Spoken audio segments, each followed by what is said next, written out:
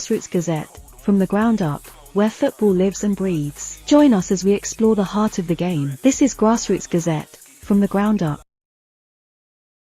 Fans, today we are joined by Kevin, a seasoned coach and a performance analyst in the world of football. With his wealth of knowledge and dedication to the sport, Kevin has become a respected figure in the football community. Join us as we explore his insights, strategies and experiences, offering a fantastic glimpse into the dynamic world of football coaching. Let's get it. Welcome, Kevin. How you doing, brother? Alexa, stop. Sorry about that. What are you saying, man? All good? Yes, I'm there, brother. Appreciate you being here. Welcome to the Gazette. We here. So we're going straight into the questions, yeah? No messing around. It's going to be the first block is personal questions. All right. So, full name, nickname, and any socials you want to share with us. Full name, Kevin Suarez Palmer. That's my whole gov. My nickname is, well, some people call me Cax. So that's Kaks. And then my socials is K_Patamar. So that's Patamar. Lovely. Excellent. Yeah. Okay. How old are you and where are you from? I'm 27 and I'm from Southeast London. But my background's Brazilian, and I say that proudly. Yes, sir. Yes, sir. I see the flags and everything. Big up, big up. Congratulations on the friendly win as well. Appreciate it, man. It was a big one. All right, next question. Where do you currently coach? Who do you currently coach for, and where are they based? So I currently coach for Brentford Women's, and they're based in like Heathrow sort of area. Okay, lovely. Okay, let's get into this one now. So, who or what motivated you to start coaching football? Mourinho. Mourinho was my big motivator, if I'm being honest. Like I was always into football. Obviously, I tried to play, wasn't good enough to make it. Had a couple little moments here and there, but nothing that took me to the heights. And then I kind of gave up with it. And then I met someone who was a family friend of the Leicester City owner that unfortunately passed away. Rest in peace to him. But she brought me into a Chelsea-Leicester game. And then when I went there, I got to meet all of them, and they actually asked me if I was doing anything at the time. At the time, I wasn't. I was like on my gap year. I was working Deliveroo, all of that stuff. Yeah. And they said to me, "Oh, like if you are interested in something, go, push out to get a degree and rare to this, that, and the other." And it just made me think a little bit. After that, I got into coaching, and I never really looked back since. Nice, excellent. So you never know where stuff can lead you. You know what I'm saying? Just going to a game. That's beautiful. Yeah, that's nice. All right, where or who did you train with to become a football coach? I trained in many different situations. So I, like, age groups wise, my first ever team was, I think they were under 14 at the time. Okay. So there was just a local grassroots club, Sunday League, and then from there I did like soccer schools, all sorts of ages, bro. Like I've done toddlers that couldn't even walk yet, and then their ones, mums are holding their hands and stuff like that. Yeah, I like that. Yeah, I hear that. And then I've done like adult men's, and now I'm doing the adult women's now. So cool. So how long have you been coaching, like officially? How long has it been so far? I don't actually know, I need to do the maths, but I reckon like 7 or 8 plus years now. Okay.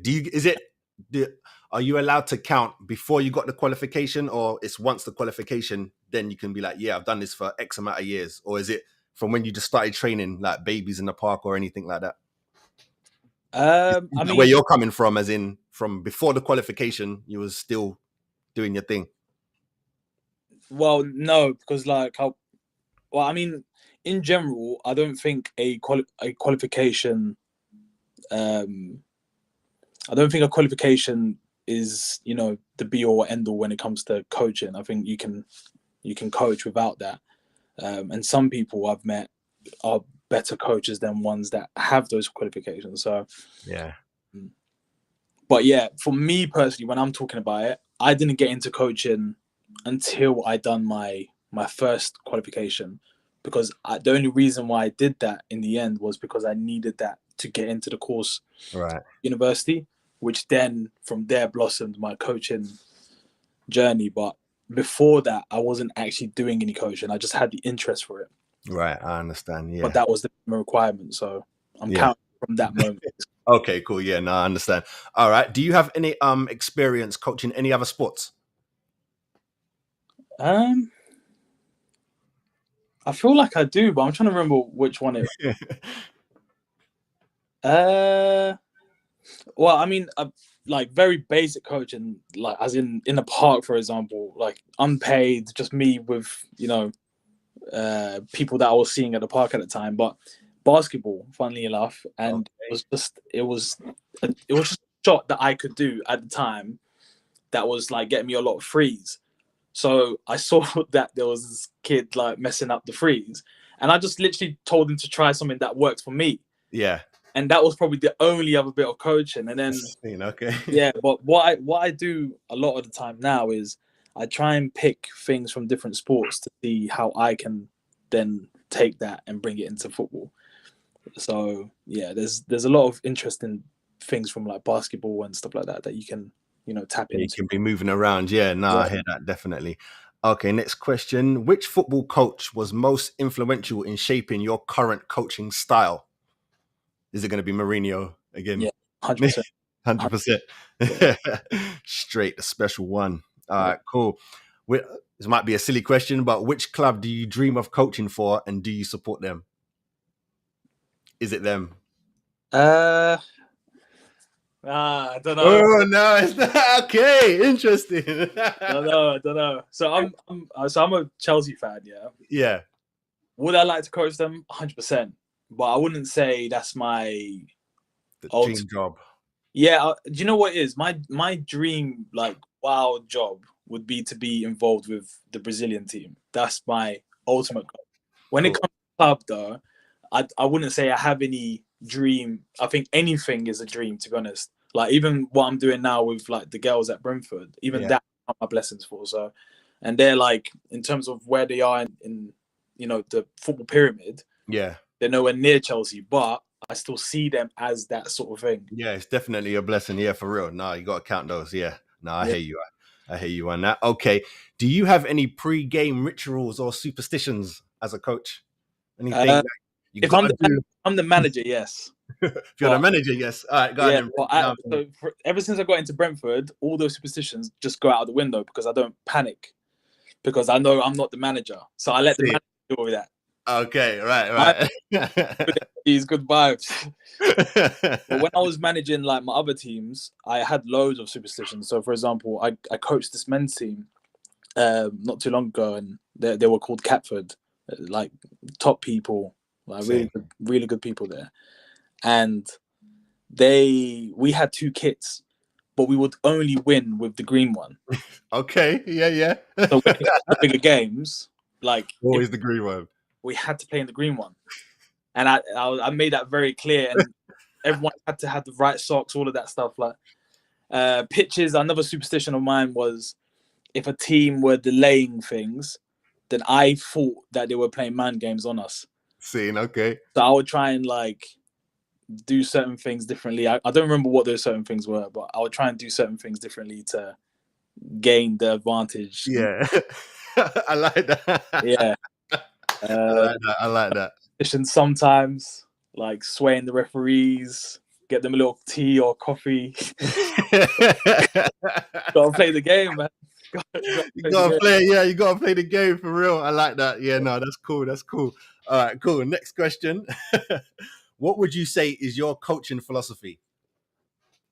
I think you can narrow it down to something like that.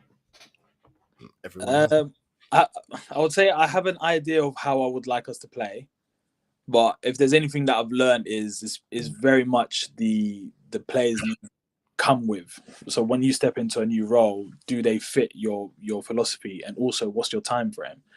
So for example, I've coached in many different environments, and I'm probably not going to answer your question anyway.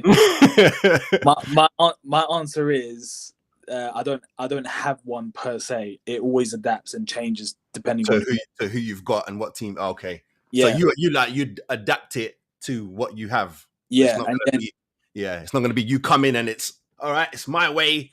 Get rid of this. Get rid of that. You just work with what you have. That's what you're yeah. saying, basically. I could be very wrong, and I'm not. Don't quote me on it, but there's a really good coach educator. His name's Kevin Green, and he was one of the guys that really inspired me and what I did in terms of coaching wise. And he's just not his knowledge for the game is just ridiculous. Like he's just top tier. Mm. And for anyone watching, you can find loads of his stuff on YouTube as well. He's got a whole channel going on now, and Nice. he's top.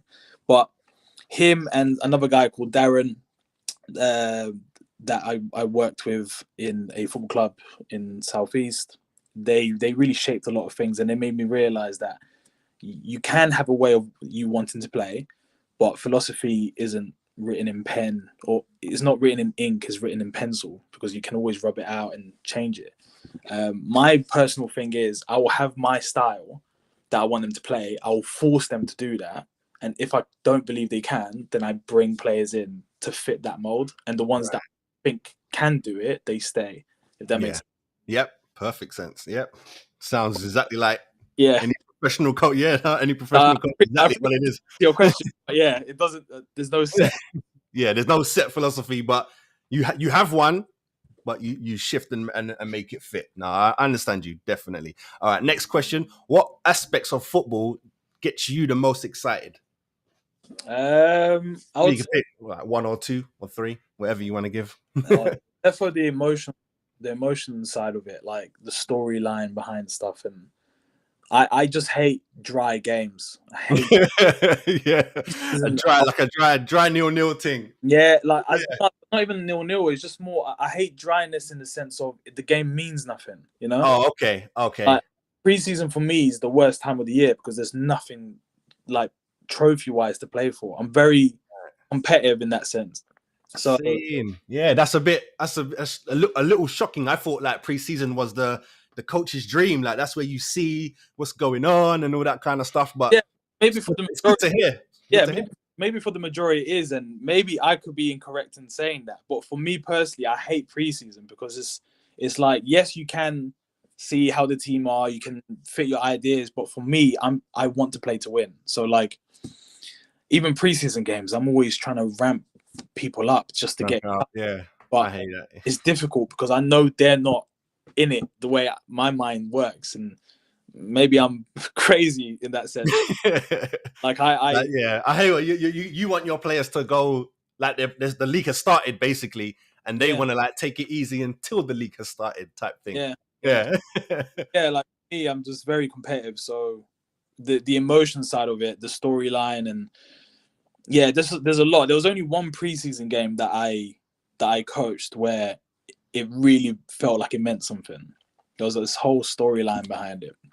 But yeah, I don't know if you want it, but yeah, you want to give it? I'll take it, brother. Let's listen. Tell me the story. It was one Sunday team that I coached. Saturday team that I coached. It was an adults men's, and one of these guys, really like decent footballer, but he was just moving a bit crazy, and he didn't want to pay certain subs and all this nonsense. And chairman basically said to me, "You can't play him if he's not paying what he needs to pay. Right? Don't play him." And it was a preseason game, so I was like, you know what, cool. Didn't put him in the lineup. Next thing I know, he's furious, saying, what's this and this, the other. I told him, this is the rule. Yeah. Like, get on with it, pay it up, and then next week you're back in, because he was very much in my plans for that year. Same. So anyway, he's furious. So he's left it at that. Didn't hear from him. And then didn't go to the training session. Came to the match day now. Who do I see warming up in the other team? Oh no! I thought you meant who I see warming up with your team, with the other team. Oh no! You got served. I couldn't believe it. But that's all I needed. That's the motivation I needed. Yeah, straight away. Oh my God. Be something. And he didn't even start. He didn't even start the game. And I was just thinking, if he stayed with me, A, I would have valued him way more. But B, it's just I couldn't believe that sort of disrespect. So That's crazy. was about making sure that guy is one of the worst players that they've have on the pitch. Yeah, straight. He was arguably one of their worst. We beat them 2-1, and Look at life. I That's didn't mad. even go to shake the hand. That I was that furious. Yeah, Again, of course. this is something that I do as well. Sometimes is I don't do it as much with the Brentford girls, but any team that I've managed in the past, I've always try and get them that little bit angrier, so that they just go in a little bit heavy in terms of the intensity level. But yeah, that's something I've always done, and maybe I'm crazy for that. But Nah, man, I hear that. Sometimes people need to have the little fire. You get me? Just going out there just to kick the ball. No, it's mean something. So yeah, no, I hear you. I definitely hear you. All right, next up, we got about 4 more questions in this block. So you have niche coaches and you have all-rounders. Which do you believe is best for the team, and which would you say you are? I think either can be great for the team. It's just how you use them. I would say I'm not either or. I'm trying to be a niche coach, but I think you have to have some sort of all-roundness if you are doing the management side of things, just so that you can operate everything well, or oversee everything. But for me, I'm trying to be more of a niche one, just because I want to be the master of something rather than jack of all trades. Right. And the reason being is because I'm looking at how my role is now. If I could work on something specific, maybe in a few years down the line, that could be worth something. So I know a lot of professional football clubs now, they're hiring very specific type of coaches. So yeah, attacking coach or a finishing coach, or free kick and all that. Yeah, it's all coming in now. Corner coaches, set piece coach. I say set piece coach. Liverpool men's, they hired a throwing coach. So wow, very specific niche. So I think it's very like both type of coaches can work very well for many different reasons. But if I'm a manager, for example, I might even go for the niche one, so that they're working specifically with that unit over a period of time to get certain things down whilst I do something else. But yeah, at the moment, I'll say I'm more of an all-rounder, but definitely not the master of anything yet. There's a long way for me to go in that sense. Cool. Lovely. All right. What do you think makes a great coach? Like, if you can give me 2 to 3 things in your opinion. I think adaptability to be able to create many different session plans that actually relate to the game. I've been guilty of this before in the past, and sometimes I find myself in situations where I still do it, where it may not relate to the specific thing that might actually happen to a game. So I'm doing my coaching qualification now. I'm doing one of the UEFA licenses, and something I'm realizing, for example, is if I'm working with a set of players and my thing is about finishing, then I need to paint the picture that they would naturally be in, rather than just clutter the box with players. So it's loads of different things that I'm, that you're working on. Because what was the question again? Remind me. What do you think makes a good coach, a great coach, should I say? Yeah, so I would say that's one of them. I would say definitely patience, because I feel like, especially with players today, you screaming and shouting doesn't work as much as what it used to. Not anymore. Do you find that that's a mixed bag though? That there's still certain players that do feed off that, but then there's 100%. There's players that do. Like, even for example, there was a university team that I recently coached, and one of the players, she said to me that she really likes the way I am because I'm no nonsense and I don't BS, and I say it how it is. Whereas there's other players that didn't like that. You see what I'm saying? Yeah. And they didn't like the fact that I was straightforward with it. It's just how I say it. And so I think a good coach has to be also able to adapt how. Make sure you like and subscribe to the channel. Championships and so on and so forth. So for me, that was a great day. But I would say my greatest day in coaching, or yeah, I've got 2 more stories. We've got time. Yeah, go on. So what the other one was, again, my men's team, Catford.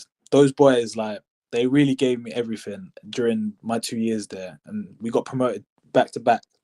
It was like a great achievement, but a lot of them didn't believe in the project at first, and Same. a lot of people called me like crazy for like even saying the shit that was. Am I allowed to swear? Yeah. Saying the shit. that I was telling. Like, when I first came in, I said, "Look, we're pushing for promotion or a title." And the team at the time, there was a lot of players that were just unserious, and the ones that stuck with me, we really grew like a good family orientated team. Like, a lot of the guys, I think, still talk to each other today. You know, they were some good people, man. But we were playing in the London Cup, I think, and it was there's the proper London Cup, and then there's like the Europa League version of it. We was in, and the team that we were playing was 2 in Beck, I think. And our Saturday team compared to them, like, the gap is like that. Same. Like, they've got a whole B team, they get funding and all that shit. Yeah, we were training once a week for like an hour on Astro, and then sometimes at preseason in the park somewhere, wherever we can. Yeah, wherever you can grab. Yeah. That week we just worked. The boys really worked hard, and the numbers were getting better and better and better as we build up to that game. And it was kind of like, listen, let's go out there and, you know, prove everyone that's on these podcasts, because there was a lot of like footballing podcasts that will talk about the games and stuff like that. Nice. And like, there's no chance they will beat them and all this other nonsense. And it's similar to what Arteta done about Ivan Toney in the documentary. Yeah. I tried to do something similar where I was saying, look, this person's saying this and this person's saying that, blah, blah, blah. And yeah, the boys just, like, they lapped it all up. Took it all in, yeah. Who's saying what? Are you talking about? Went to the game and they just looked proper, man. They looked crispy. They were ready to. All their players were sick. Like that Tooting Beck team that we played. Again, the reserves, they were sick. And we get there now, and we do our warm up and all that stuff. And I'm thinking, fuck me, like, this is gonna be a long day. And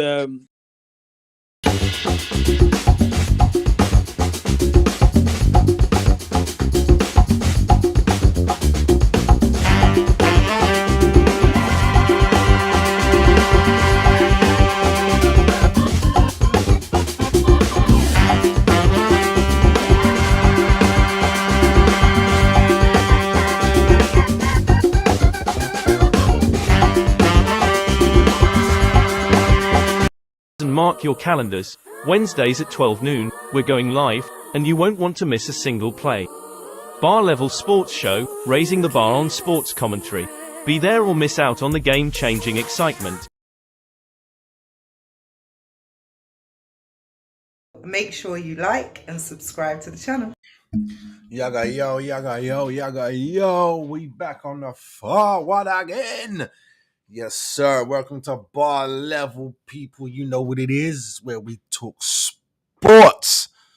Yeah, me. We don't compete, we complete. You understand me? Let me just get a couple bits and bobs on the screen, my peoples. Let's get this right. All right, what else do I need up on the screen? Excuse me. All right, as always, people, much love. We here, man. We had to do something special today. There's a lot to talk about today. I got 14 topics on here. I ain't gonna read them all out like I normally do. We're gonna go straight inner stuff. We getting straight inner stuff. You know what I mean? But as always, welcome. You want to scan that code right there? Take you to the gooner on the sofa. That is I. You understand dig me? But today, turn it round because we talking about everything football. You understand me? So we're gonna start off with last week's results, Premier League. We're gonna do that real quick, and then we're gonna go into this week's, aka today, because it's Wednesday. Games are played today. Our games played tomorrow as well. What have I got here?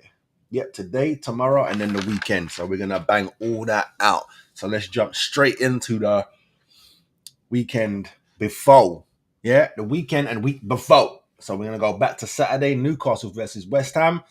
I said that was going to be a 3-2 victory to Newcastle. It was a 4-3 victory to Newcastle. God damn. And I was right there. God damn. Bournemouth versus Everton. I said 2-1 to Bournemouth. It was 2-1 to Bournemouth. Dug that one out. God damn it. Chelsea versus Burnley. I said 3-1 to Chelsea. It was a 2-2 draw.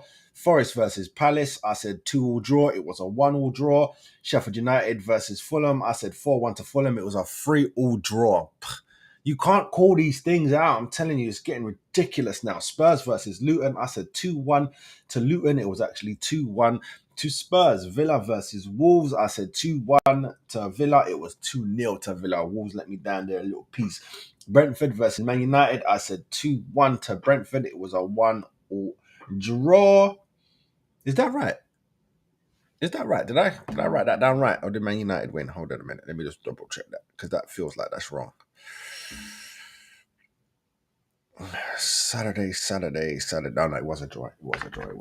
Okay, cool. We're going to Sunday. Liverpool versus Brighton. I said it was going to be a 2-2 draw. It was 2-1 to Liverpool. City versus Arsenal. I said 3-1 to Arsenal. It was a 0-0 draw. We hit Tuesday. Newcastle versus Everton. I said 3-1 to Newcastle. It was a 1-1 draw. You cannot call these. You cannot. Forest versus Fulham. I said 2-1 to Fulham. It was 3-1 to Forest. I don't even know why I said 2-1 to Fulham when they drew Sheffield United. I should have known better. I wasn't thinking. Bournemouth versus Palace. I said 2-1 to Bournemouth. I remember I did say it could go either way, but I said 2-1 to Bournemouth. It was 1-0 to Bournemouth. Burnley versus Wolves. I said 2-1 to Wolves. It was a 1-1 draw. Wolves again slipping, but Burnley well done. You know what I mean? West Ham versus Spurs. I said 3-2 to Spurs. It was 1-1 draw. So far, I've got 19 right. I got 19 results right on the nose this season. Can you believe that? That's crazy. That's nuts. But all right, people, we going in straight into this week and weekend's fixtures. Let's go, baby. I got my girl, you got your man. Keep it cool, nothing has to change. Just take one. Yaga yo. Big up Jamie in the chat. Get me? Before I get into the fixtures, let me see what you're saying, brother. We've been on shit. That's so unlucky. You have, bruv. You have. Get me? He's talking about Luton, by the way, guys. Well, I'm assuming he's talking about Luton and not Chelsea because it supports both of them. But if you're talking Luton, I agree. If you're talking Chelsea, get me? But all right, let me get into these week's fixtures. So first topic of the day is the fixtures for this week, and we're going to be talking about today. Today we have, hold on a minute, sorry, I just need to get that off my screen. Today it is 3 games today. Is it 3 games? Yes, it is. So we got Arsenal versus Luton. First game up. Arsenal versus Luton. Me versus Jamie. If you haven't already, I even got no info on here. That's terrible. Have I? No, I do need to set up. I am on Twitch now, and I do my pre-game. I do a pre-game prediction via FIFA on Twitch. So that's 2 things I'm going to be scheduling up to do. So I'm going to be doing pre-game predictions via FIFA, and also my career mode via FIFA, obviously, on Twitch. So yeah, we go deal with that. But scratch that. Let me stop jumping all over the place. Arsenal versus Luton. We at home.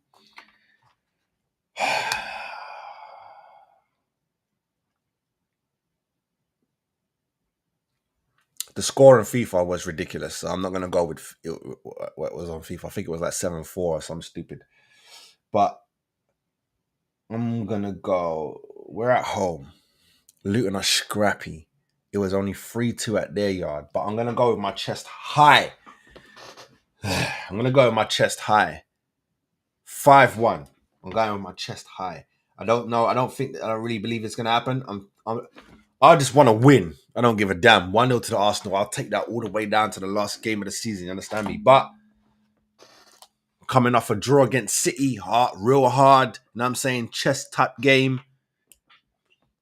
it's time to unleash the fire. You know what I'm saying? And I give the Luton one because we have that in us. You know what I'm saying? Even though we are the best defense in the league, we have that in us. So I'll give Luton a go. Between 4-1 and 5-1, but I'm putting 5-1 down on the paper. Next game, Brentford versus Brighton. Could be a good game. That could be a good game. Hold on a minute. Let me just check because that's you need to check.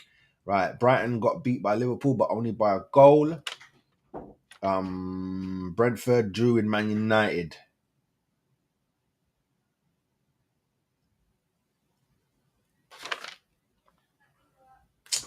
Oh, yeah, I'm gonna call this one a 2-2 draw. 2-2 draw for that one there. Man City take on Villa. I'm just putting stuff in the air for this one when it comes to the rivals for the title. You know what I'm saying? I understand what it can be, but City, Emery, you could do something here, blood. I know you're away from home, but I'm gonna say 2-1 to Villa. That's just me hoping and wishing. You know the day, this is me hoping and wishing. All right, Thursday, Liverpool versus Sheffield United. Oh, please. 6-1. I'd love for Sheffield United to pull out a 1-0, by the way, but I don't see it. As much as you can fight with Fulham and that, I think Liverpool got too much. 6-1 to Liverpool. Chelsea versus Man United. Ooh, that should be a good game, you know, but I'm going to lean it. I was going to lean it to Chelsea, but I'm going to lean it to Man United. 3-2. I think that might have some goals in there. All right, let's get to this weekend. Palace versus Man City. Palace used to be able to be their bogey team, but I think that's officially Tottenham's now, isn't it? For Man City, that's officially their Tottenham. Tottenham is their bogey team. Palace, if they... fuck me, man. No, I think City can take them 3-1. Villa versus Brentford. 3-1 to Villa. Everton versus Burnley. The way Burnley acting up now. 2-1 to Burnley, blood. Say something. Newcastle versus Fulham. Even though Newcastle slipped a little bit against Everton. I say slipped a little bit. Slipped a lot. You let Everton just come back like that. Well, I say come back. You know, it was a penalty at the end.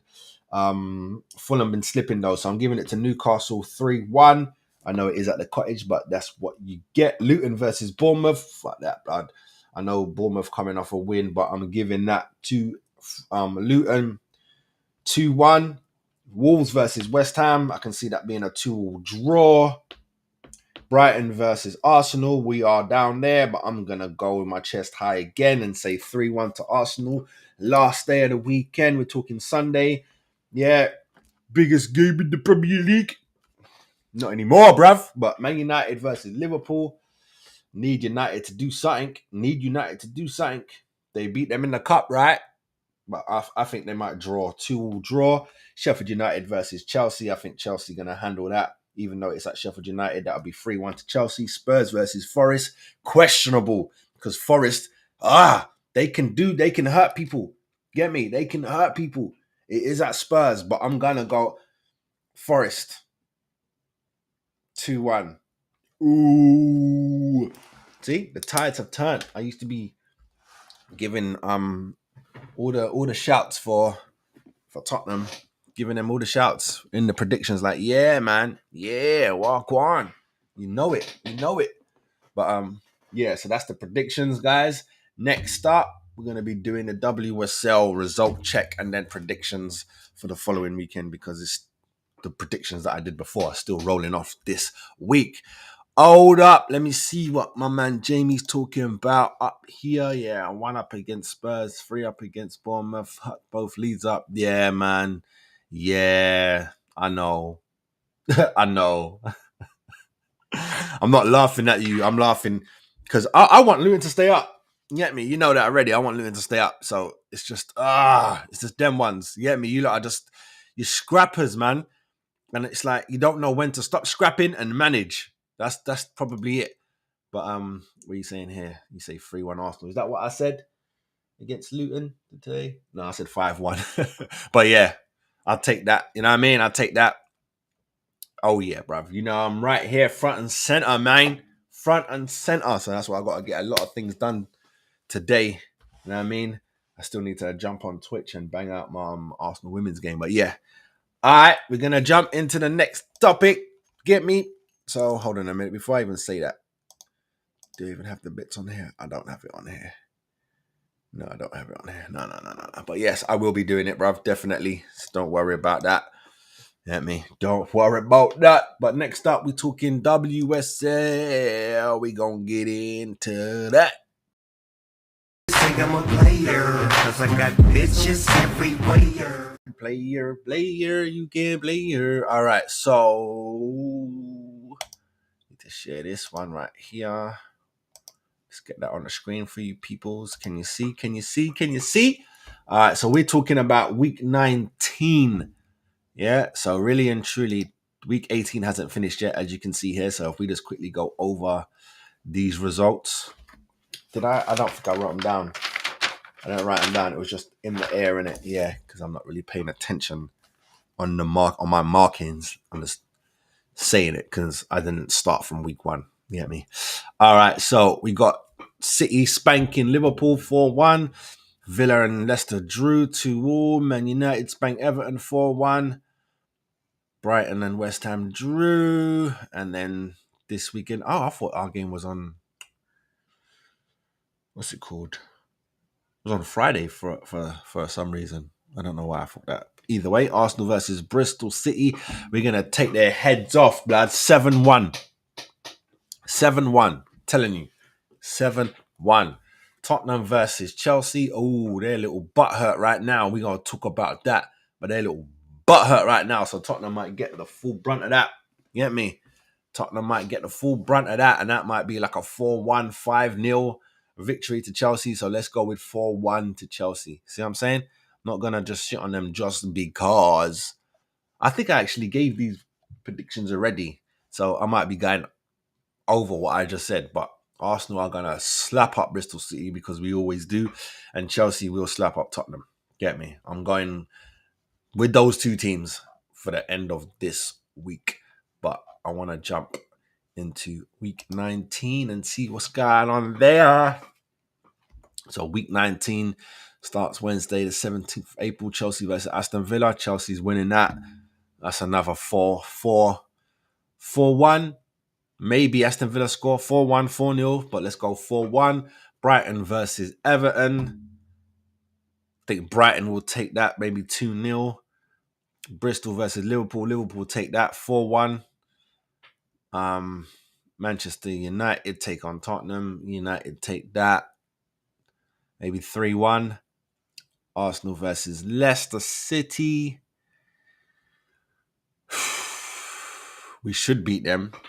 Get me? We should beat them. But that's just how it goes. So I'm going to say 3-1 to Arsenal women. And then the last one is Man City versus West Ham. And Man City take that 4-1, 4-0. Easy. Easy. No retreat, no surrender. We got nose and juices and powder. Yeah, blood. Easy work.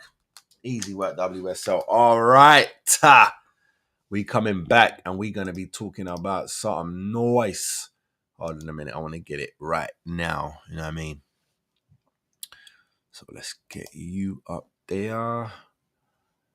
And let's move you over there. Sorry, people. I just want to line this up nicely so I'm not farting too much.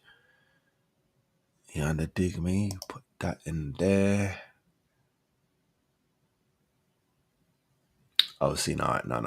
I'm moving too many things around. All right. So next up, we're going to be talking about the Arsenal women.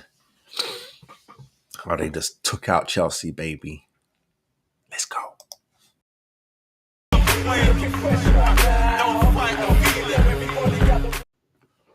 Okay. So if you, don't need that no more. So if you didn't know, Freedom Madam passed out, collapsed with no one around her during the Conti final, cup final, however you want to say it. So I just want to talk about that real quick because that's life is more important than any game, any cup, any win, any points. Life first. So I'm not really talking about the final, but congratulations to my Goonerettes. You get me? Shout out to all of them stuff, everyone. Big up Jonas, everybody. You get me? Big up. Congratulations. That's 2 back-to-back Conti Cups. Yeah, we take that. And now the fight must go on for the WSL. We're looking like we're in 3rd place for that anyway. But Another season, another trophy. We keep building. You understand me? Congratulations, my girls. Congratulations. But let's focus at what's more important.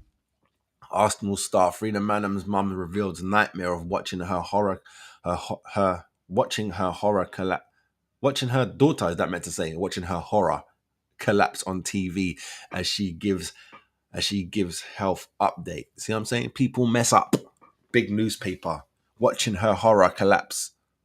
Or is it meant to be watching in horror her daughter collapse? Whatever it's meant to be. That weren't right. Okay, Frida's mum has spoken of her nightmare watching the Arsenal star collapse during yesterday's Continental Cup final. Manham, 24, was attended to by at least 10 paramedics at the ground after, mailbox. You know what it's called. Can't pronounce it.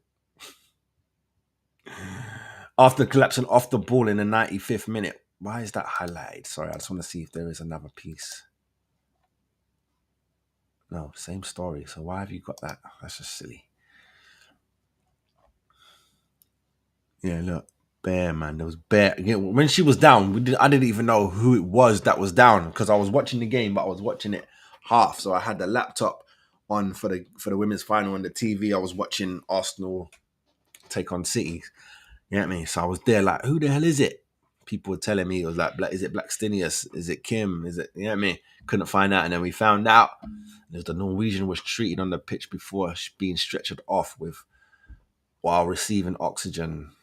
And to the applause of the crowd, Arsenal later confirmed that the midfielder was speaking and in a stable condition. Her mum, Liz Heidi Leon Hudson, wow, that's her name, was watching the match from home in Oslo. Bless her cottons, that must have been hard to watch. You get me? Speaking of the ordeal in the Norwegian paper, VG, Leon Hudson said it was a nightmare to follow the whole thing on TV without knowing what was going on. And she added, fortunately, I received a relatively quick update from a friend of hers who was at the match. See, shouldn't that really be the club? I know they're focusing on her and probably getting her better. Plus, they got to focus on the game too. But someone from the club, blood, you get me? Frida is doing well now, and she is being followed up by her medical team at Arsenal. Salute, salute, salute. The match went to extra time and when eventually the match went to extra time when it eventually resumed, with the Gunners going on to win 1-0 to the Arsenal. Blackstenius goal, you get me? After the sides win, Arsenal boss Jonas told TalkSport of Manham's condition. I have been able to have a conversation with her, but not on the medical perspective. I just checked in with her, how she is doing, and telling her that we won and understanding a little bit about the next steps, but I don't have any medical update.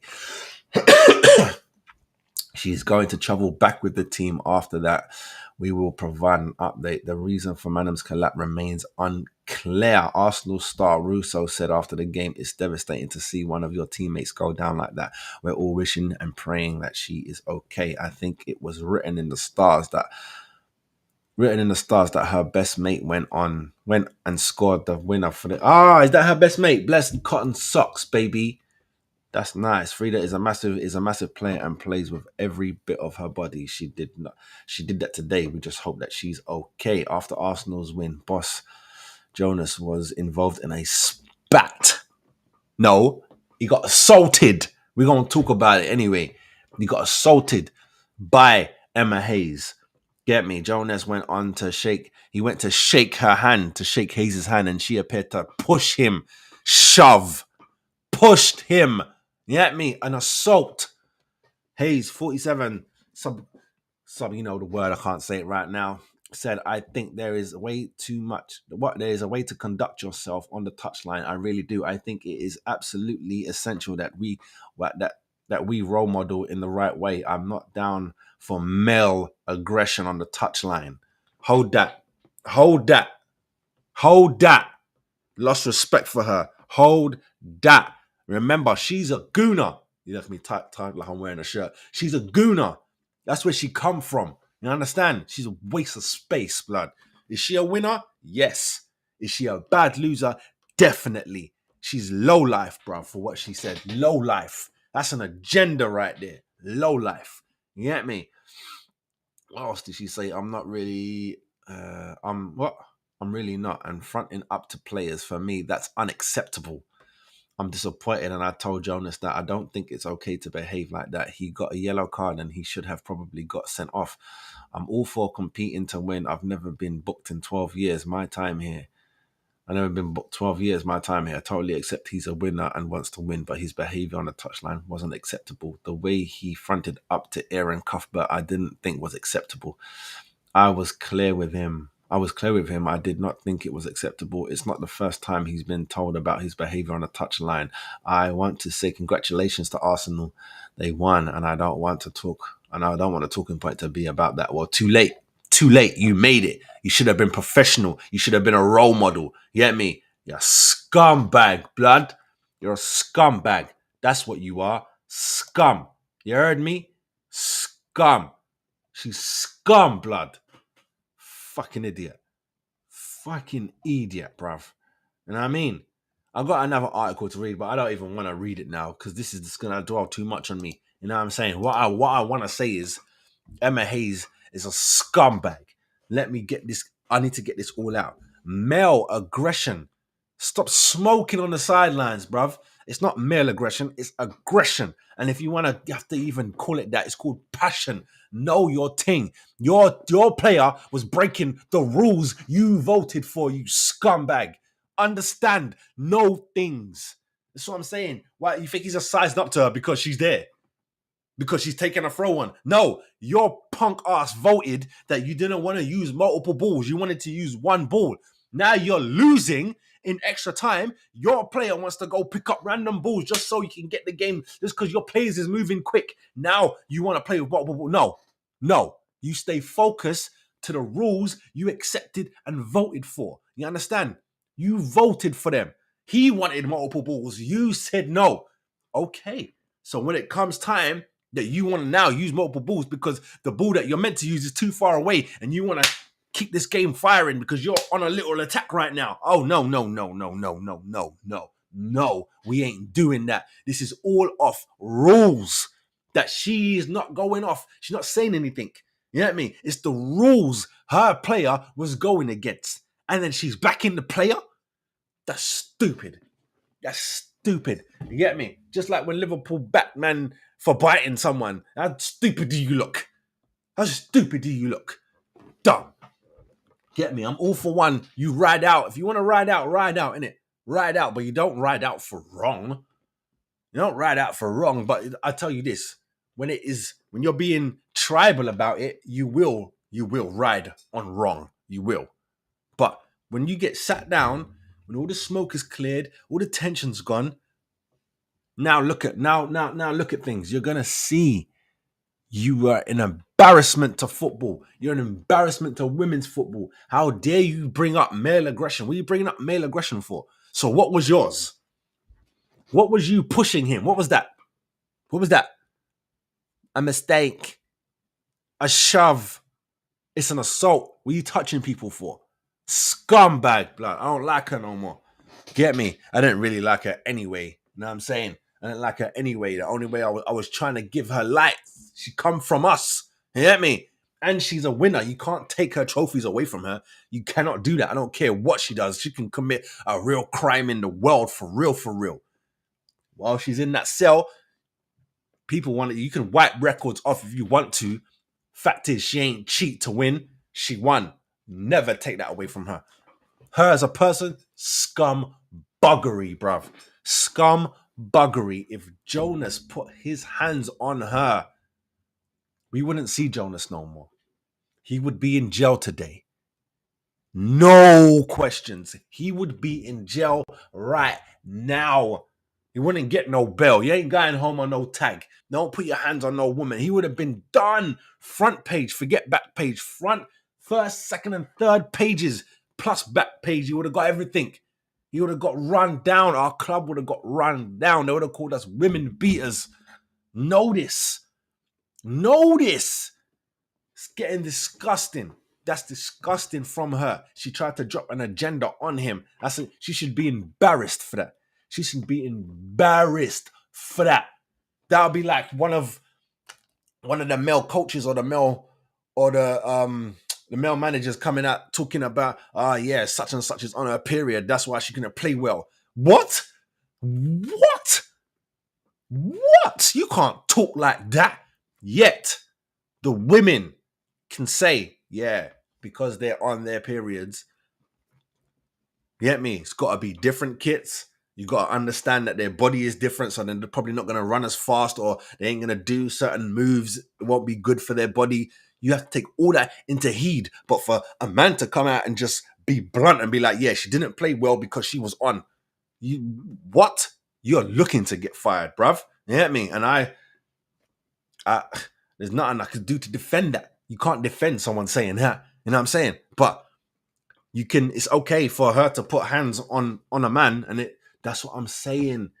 This is sexist. That's what this is. This is sexist. You get me? I'm finding it funny because in a way, I used to have the view of, I don't even know why men are in women's football. Let the women do their thing. You know what I'm saying? I used to take it the same way as how sport used to be back in the day. You have the black version and then the white version, because the white version wouldn't let the black version in. You don't let us in, so we start our own. Cool. Then there's no white coaches, no white managers. Like, you might probably have the non-racist white people around. Maybe, I don't know. Maybe because they're not racist, so they're gonna take part Wagwan, and probably the white people wouldn't let them in, calling them, N-word lovers and all them kind of thing. There, you start your own thing. What? You get me? The only reason now that there is no black league for nothing is because the white league clocked. Yo, they're gonna take all the shine. Them man are doing different things. Them man are catching the ball. They're doing all different moves. We gotta let them in, so then we can control everything. You know what I mean? That's how it looks like it's going. It looks like they don't want men in her.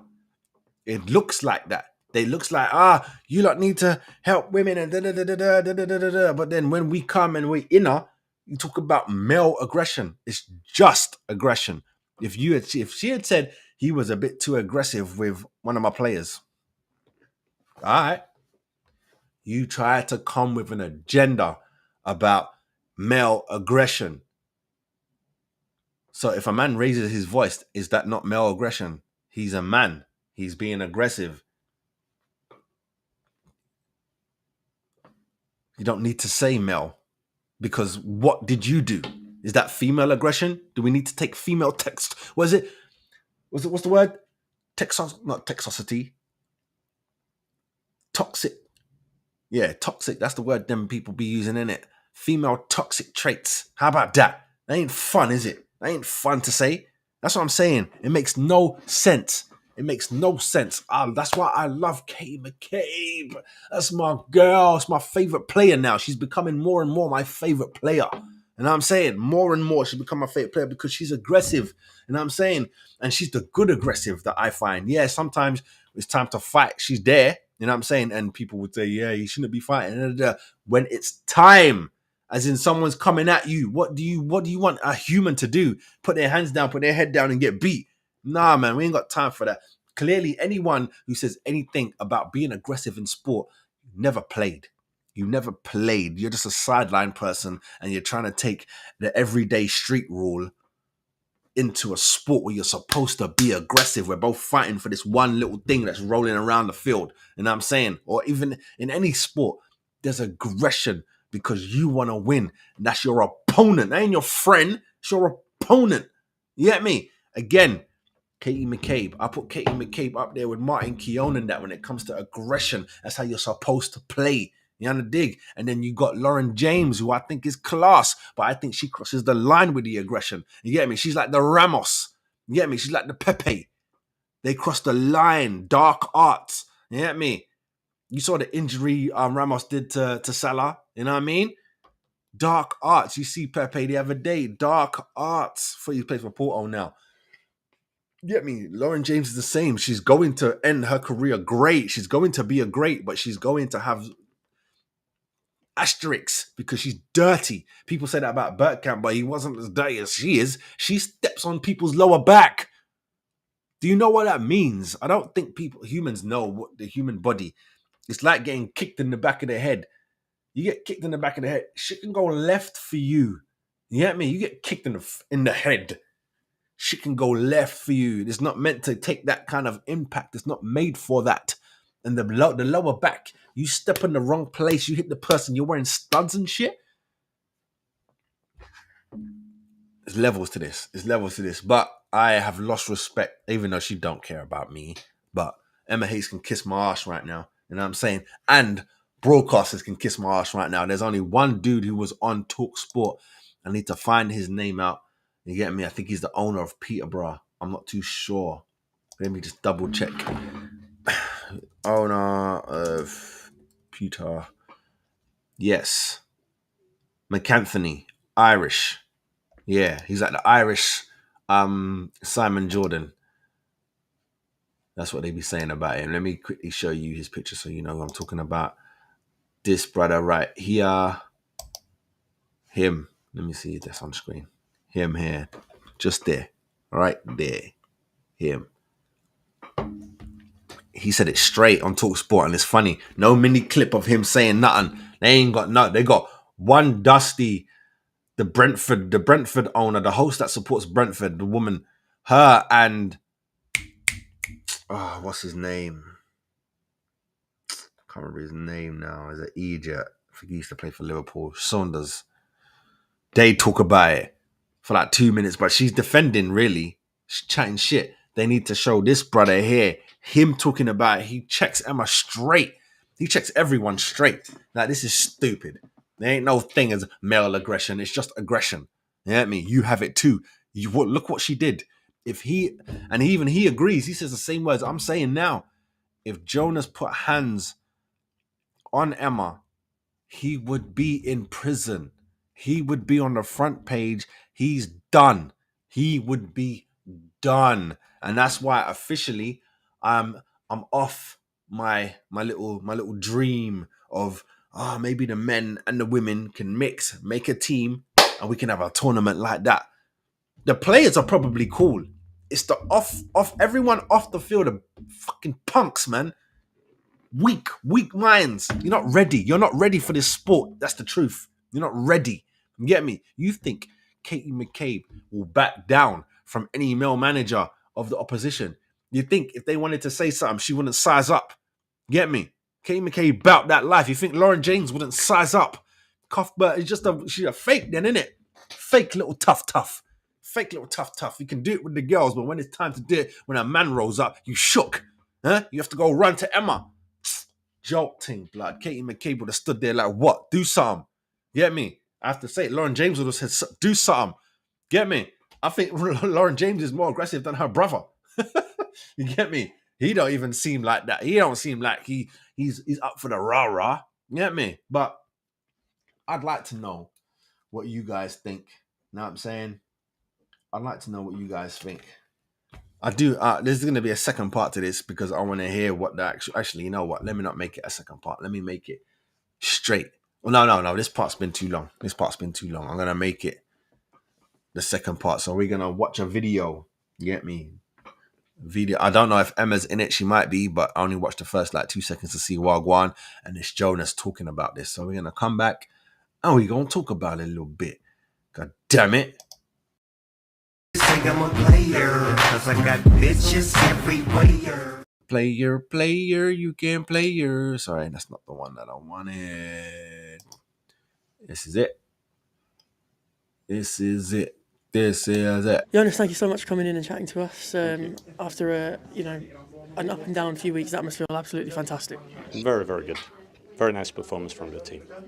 How do you, as a manager, obviously with it being such a dramatic afternoon with how the game ended, how do you kind of refocus the team and to pick up and carry on after what happened with Frida out there? We focused on football and we need to put other things aside and we need to stay task orientated. That's not the easiest things to do, but it's the important thing to do, and I think we do that very well. I'm sure you've covered ground on this. At the full time there we saw a little something between you and Emma Hayes. You want to explain that for us quickly? It's just an argument between... And you see him. You see how... You see? Let's watch this. Watch. Between how many balls we were playing with. Very low. Hands were very low as well, you know. Not now. If he had did it, he'd probably have been up here, and that would have been boobs. And if he had gone lower,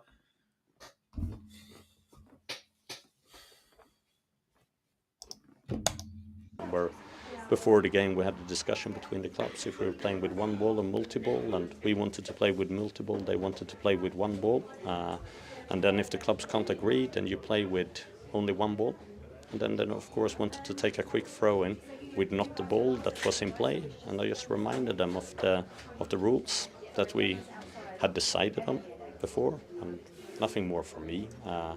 facts. See, that's what I'm saying. You lot already agreed to this.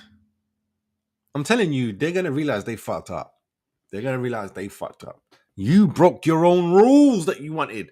Where it says he's saying you vote on if you want multiple balls or one ball, and if you can't agree, then it's one ball. Clearly, they didn't agree. He wanted multiple, they wanted one. That means you can't agree, you get one. Now you want to cry because he's telling you you can't use that ball. You can't use that ball. So, what? You think he's going to stay at the tone? It's a football game, so there's everyone out there. You think he's going to be this tone? Excuse me, Miss Cuthbert. Excuse me, you can't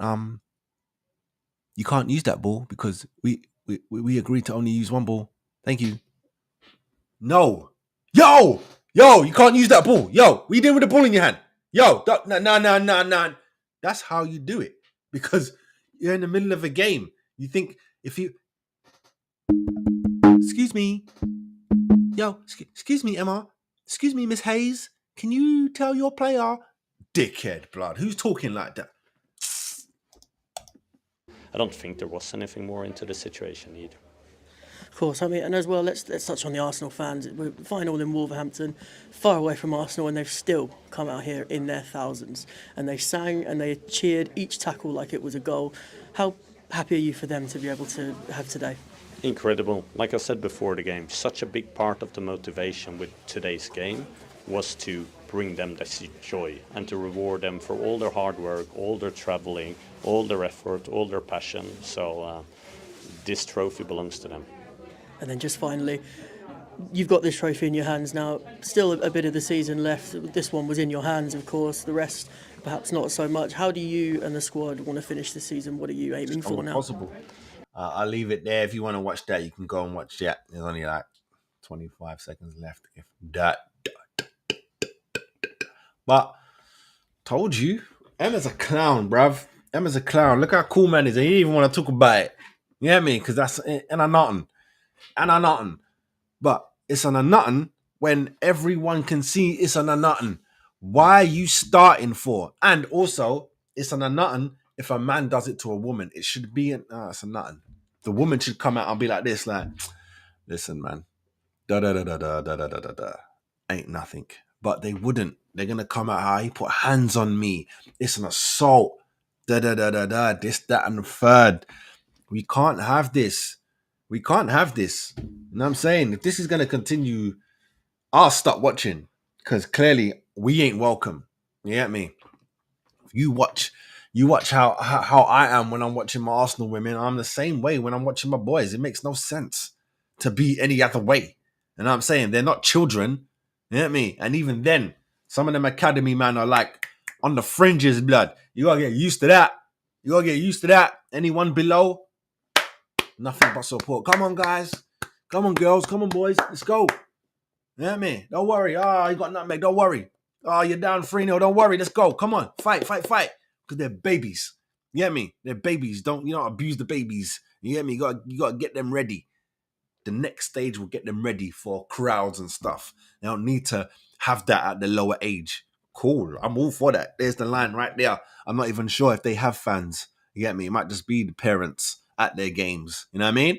But best believe, if it was close by and if I could get to it, I'll go watch the babies play. Blah. I told you. If you wear my badge, I'm down.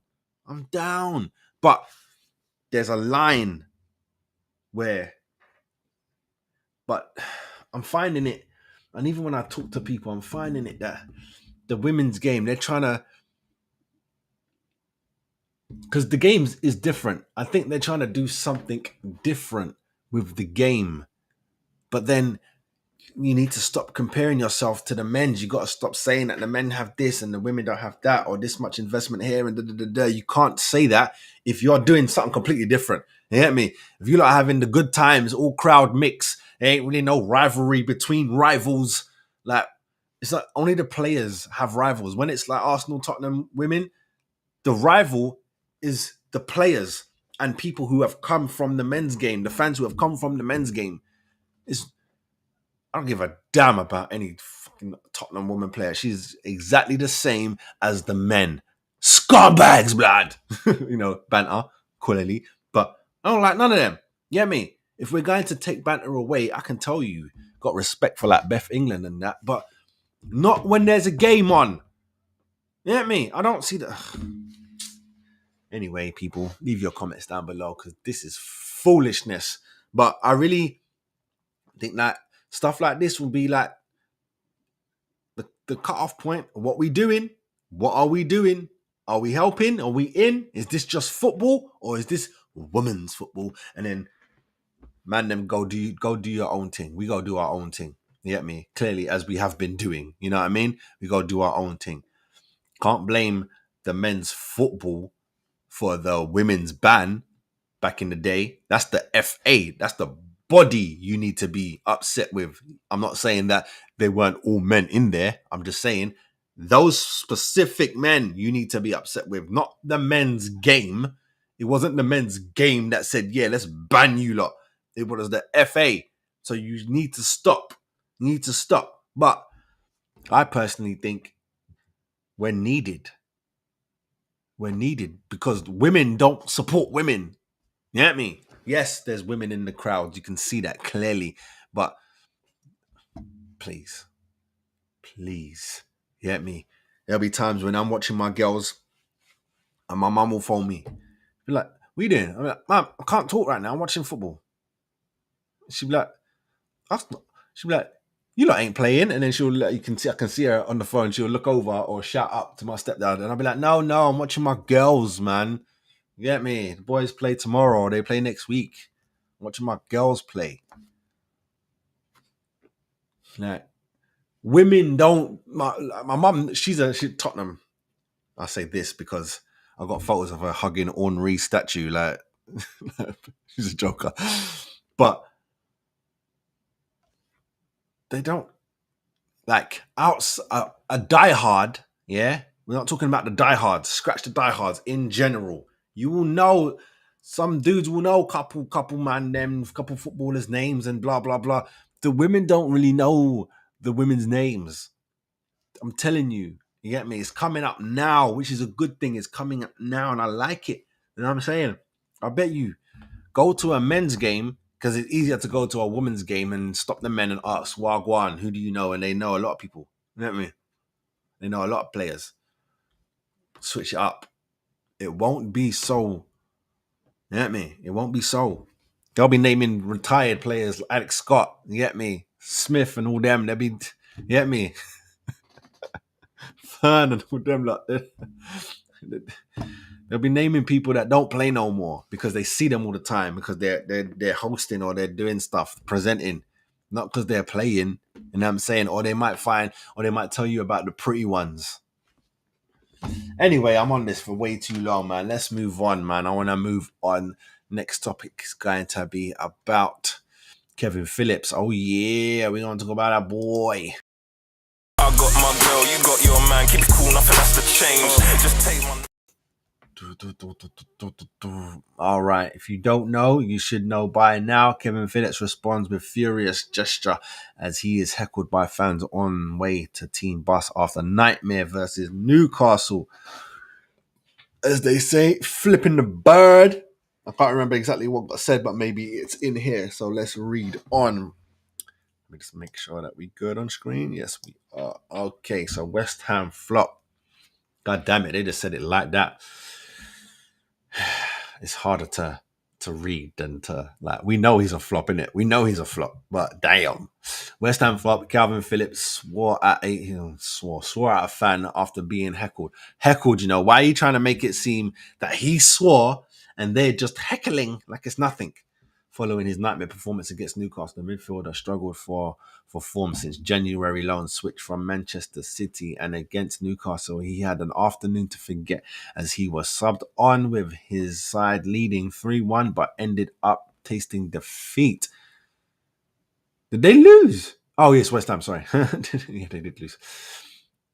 Phillips, 28, gave away a penalty which Alexandra Isak converted to make 3-2, and he could not prevent Harvey Barnes scoring twice in a hand to Toons, an unlucky win. He was heckled after the match as he made his way to the team coach, and a fan shouted out, "Useless, absolutely useless." Phillips responded by sticking up his middle finger at a fan as he boarded the coach with children looking on. Fans slam Phillips following his performance at St. James's Park, with one supporter branding him the worst loan of all time. Another added, "I'd send Calvin Phillips back to Man City before the clock goes forward." Phillips also criticised for his outburst, with one fan suggesting he's lost his head. Another added they got to cut his loan for that unbelievable disrespect. West Ham paid an undisclosed loan fee to bring Phillips to London Stadium. Will cover the entirety of his $140,000 a week until the end of the season. His move meant to help him earn a spot in Gareth Southgate's England squad for the 24 after not playing regularly under Guardiola City. But his poor form for the Hammers is seeing that become increasingly unlikely. Nope, I disagree with that whole thing. Fans need to know. They need to start respecting. You can't say something, and the players aren't what do you call them? I was gonna say they're not prime ministers. They're not politicians. That's the word I was looking for. They're not politicians. They don't have to play the game. Oh no, you throw an egg on me or you throw flour on me, and I've just got to turn my head and take it because you pay for my everything. No. And fans need to stop thinking that they pay these men's wages. You do not. I think you pay for the floodlights maybe and for the seats to get cleaned. That'd probably be about it. Don't get nothing twisted. You know what I mean? No matter how much you think you spend, you ain't spending enough to pay everybody. You know what I'm saying? You can say loads of fans pay for, like 10,000 fans pay for 2 players. You can say that, but not with the money that these men are earning. No. They're not policemen. You know what I mean? We don't pay for these men. You get me? But as I said, the fans need to take it. This should have been happening long time ago. I don't know why players don't do this. You can't. That's why players celebrate the way that they celebrate. All this and this and that, all that bollocks. That's this. That's what that is. That's this. But they can't do that because I don't know what rule it's against. So you can hear a chant about my mother dying. That's fine. I can't do this. What sense does that make in any one sense? Where? Someone explain that to me in the comments, where it makes sense that you can have thousands of people chanting about you. Could be anything. The illness of someone in your family, your illness, anything that is not about football. They're allowed to chant that and you can't do nothing. The only thing you're allowed to do is play better. What? Are you insane? I don't care if he gave all penalties away so Newcastle could come back. No. He can still do that.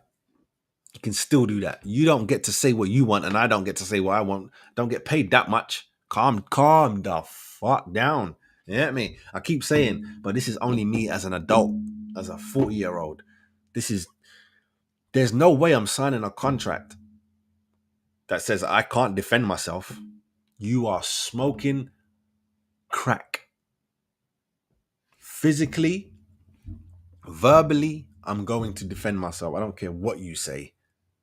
The only way that I won't, you have to pay for that. You have to pay for that privilege for me not to retaliate. And a little 140, that ain't going to do it. That ain't going to do it. I need no less than what Mbappe gets or Ronaldo. Yeah. And even then, it's not enough because them man snap. Ronaldo out here slapping phones out of hand, so he ain't getting paid enough to take the abuse. That's what I'm saying. You want me to take abuse? 5 mil a week. Then I'll shut up. 5 mil a week. You shit. Your mum's this. Your dad's that. Your daughter's this. 5 mil a week. I'll make it work. I'll make it work. Anything else, you can kiss my batty. Thousands. No. 5 mil a week, and you can say what you want to me. How about that? How about that? How about you meet me outside? How about that? People, fans are insane. They're insane. They're insane. But we move on because there's more. God damn it. Let me know what you're saying down below. Let me know what you're saying down below, man. I ain't even going to give you a question. Just let me know what you're saying down below about this topic. Please. Yeah, me. And we'll be back because we're going to be talking about something else, boy. Relationships in football. God damn.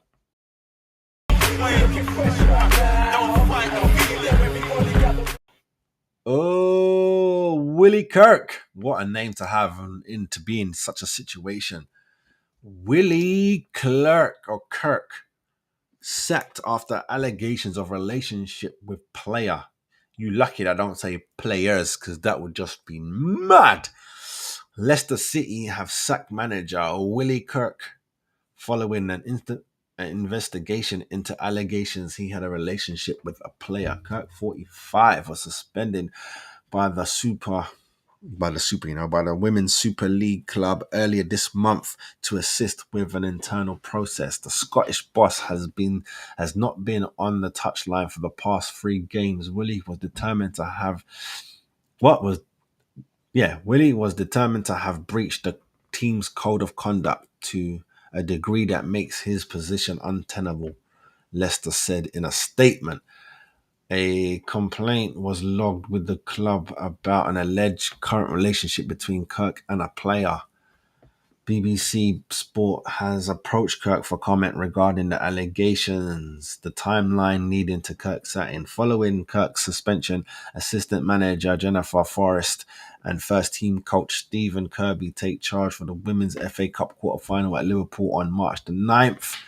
So clearly that's already gone. The Foxes won 2-0. Well done. To reach the last 4 of the competition for the first time. Leicester have lost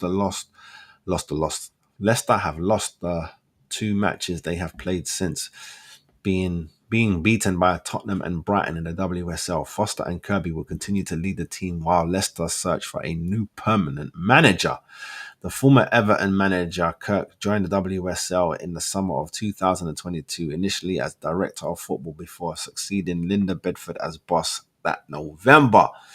Last season, he guided Leicester from the bottom of the WSL to safety, and they were 7th in the table this season when he was suspended. Leicester said the code of conduct which they found Kirk had breached was established and implemented before the 2023-2024 season. The code forms part of the club's ongoing commitment to professionalise the women's game since the takeover of the Liverpool FC women in 2022, promoting a performance-led culture among players, coaches and technical staff, Leicester added.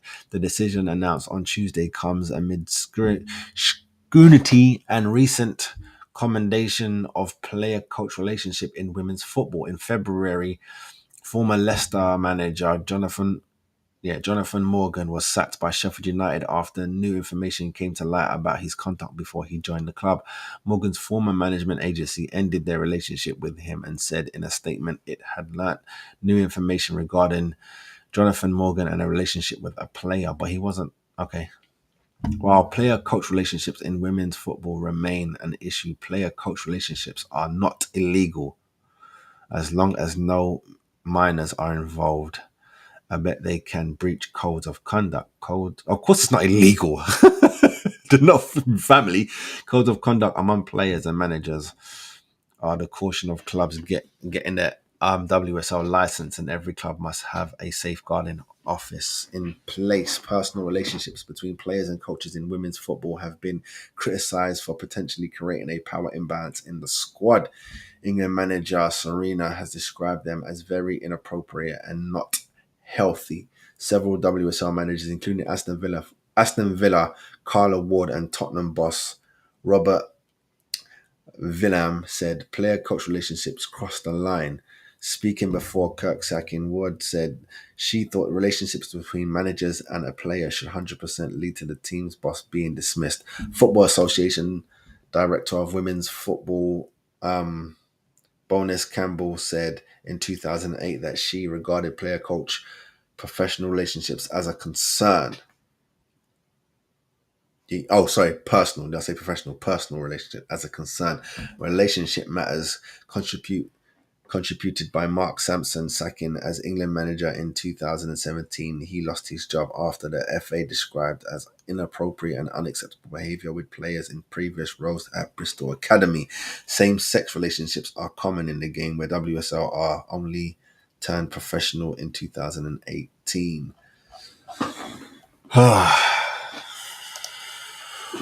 I don't know. I don't know where I stand on this, really. I understand it, but it's their workspace. Yeah, you can't. Look at me. Yeah. It's their workspace. Like, you can't.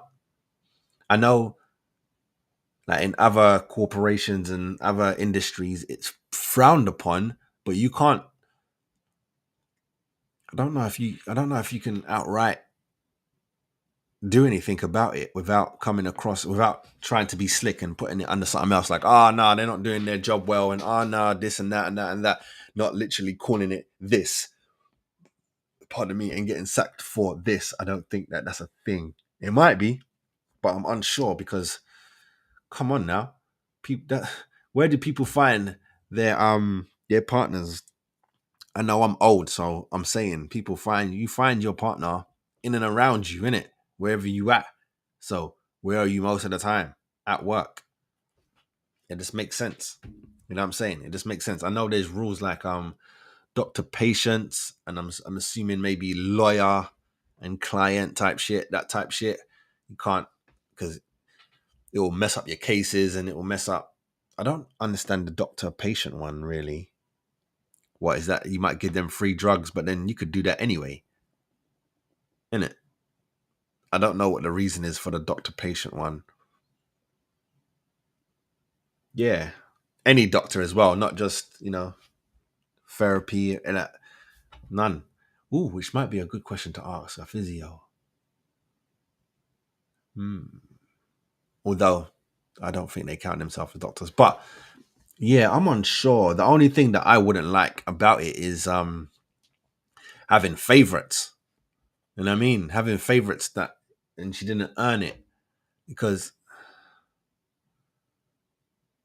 how is it okay for the players to have a relationship? How is that any different? Because someone doesn't have power. But what if it's someone of power? Like, look at Miedemar and Beth Mead. Jesus Christ, could you have two bigger names at the club? Get me? Could you have two bigger names at the club? Well, it's clearly not showing that there's any pull, because Miedemar hasn't played in a while because she's been injured. But the only time that I can see it being a problem is, when the person with the power to like make moves, make changes is misusing that power. But if he's literally that, because I don't know the player that they're talking about, so I have to use my players, innit? So if it was like Jonas, let's just make it that someone's gone, and Jennifer Beattie, right? If it was them two, what's the problem? You can't. I don't see how you can promote one and not the other. I'd need someone to break it down for me. Someone in the shoes of such a player or such a coach. I'm going to have to ask on Grassroots Gazette. I'm gonna have to ask a couple owners, couple coaches what they think about coach and player relationships, because I'm unsure. It could. It depends on the people, innit? It could not. It could not. Because, like, again, with the players, it's the same thing. If the players have something at home, that argument at home, and now they want to get me, now it seeps into work because you're human. You get me? The only way it doesn't, you have to have control, man. You have to have control. You have to know. You know what I'm saying? But some people are just not built like that. Or you have to just pay them enough to be like that. I don't know. I'm unsure right now. But for some reason, I'm leaning to, I don't think that this is right. I don't think you should get sacked for having a relationship. You should get sacked for abusing your power, but you shouldn't get sacked for having a relationship, because that makes it seem like he forced the player to have a relationship with him. It's like, you don't have a relationship with me, you ain't getting picked. What? That type shit? Yeah, you need to be sacked for that. But if they're both loving each other, you know what I'm saying? Maybe not. Like, you can't be kissy, huggy. You have to cut that. Like, you can't smack her bum, none of that stuff. You get me? Even though she's a woman. If she's in kit, no matter of fact, if you're not at work, forget about it, she's in kit. If you're not at work, you can't do that. She can't get into the car at work and then you two drive off. You can't do that. Say if someone has a problem with the player that you're going out with, okay, see that detail start to come in that make it a problem. I can see it now. I'm more thinking of, if it's all hunky-dory, then leave it, innit? But yeah, but then it could still be a problem for the players to have a relationship. I don't see why that's okay. If the manager can't date a player, then why can a player date a player? I think that's the line I'm gonna stand on. If the manager, the coaches, the physio can't have a relationship with the player, why can a player have a relationship with a player? Get me? If shit goes wrong in your relationship, you can bring that shit to the team, and we can't have that. That I understand, but that works for all relationships within the club. You can't just pick on manager, player. That's everybody. Player, owner, player, ref, maybe, player physio. You get me? Coach, set piece coach, player. Like, no one can vibe. And then when you do, you might lose one, because you know how people are. When people find love or when sex is good, people do strange things. Be like, you know what? I'm done here. I'm out. Sell me. Or manager, I quit because I'm in love and I want to get married and all them kind of thing there. I don't know, man. I think it does complicate things. Hence why I don't know where I stand, because it complicates things. There's too many ways to look at this. If everything is smooth, then it's smooth, innit? And what if they're married beforehand? What if he's the manager? As in, is it a manager thing? You can't be the manager of Leicester and go out with an Arsenal player? Is that a thing? Because what if the Arsenal player gets bought by Leicester, or if Arsenal hire the Leicester manager? Is that just automatic? No. It's like, oh no, we got a player who's married to that manager. Can't have him if he's the best candidate. Are you really going to do that? There's so many holes. I don't know. I'd like to know what you guys think about that, though. I really would. This is very interesting. Very interesting. You get me? It's not so clear cut as it seems. You understand? Dig me? But yeah, we move, man. We move. Next up, we got Sandro Tonelli. Oh yeah, he's oh my. Say I'm a player, 'cause I got bitches everywhere. Forgive me if I'm not saying your name right, Sandro Tonali, but that's what we're going with. You know what I'm saying? So Sandro Tonali bet on Newcastle matches and faces another ban after the FA charges for allegedly breaking rules 50 times. Magpies midfielder 23 was slapped with a 10-month suspension in October for illegal betting while at AC Milan before joining the team last summer for 55 mil. Tonali is due to return in late August, but the FA have charged him for breaking betting rules 50 times after moving to Tyneside, including Newcastle games. The FA could hit him with further sanctions, though the club hope any further ban will run concurrently to the one imposed by Italian authorities, given he provided them with the evidence last autumn during the initial probe. The FA statement read, Sandro Tonali has been charged with misconduct in relation to alleged breaches of the FA betting rules. It's alleged that the Newcastle United midfielder breached FA Rule E850. He breached the FA Rule E8 50 times by placing bets on football matches between the 12th of August 2023 and the 12th of October 2023.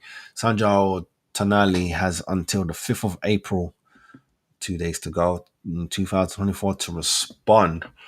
Tonali joined Newcastle from AC Milan in July, but was banned for 10 months by the Italian FA in October for betting on matches involving his former teammates.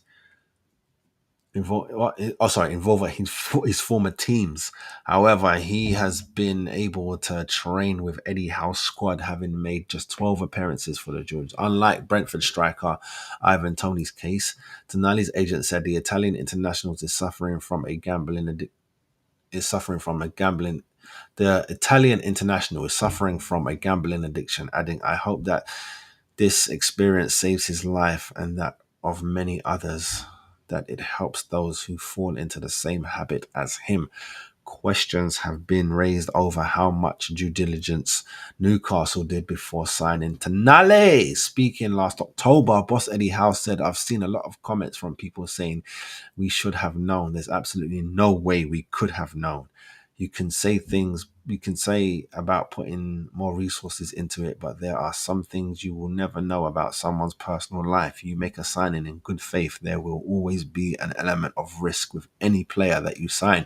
Yesterday, a club statement said Newcastle United acknowledges a misconduct charge received by Sandro Tonali in respect of alleged breach of FA betting rules. Sandro continues fully comply with relevant investigations and is retained to the club's full-time support.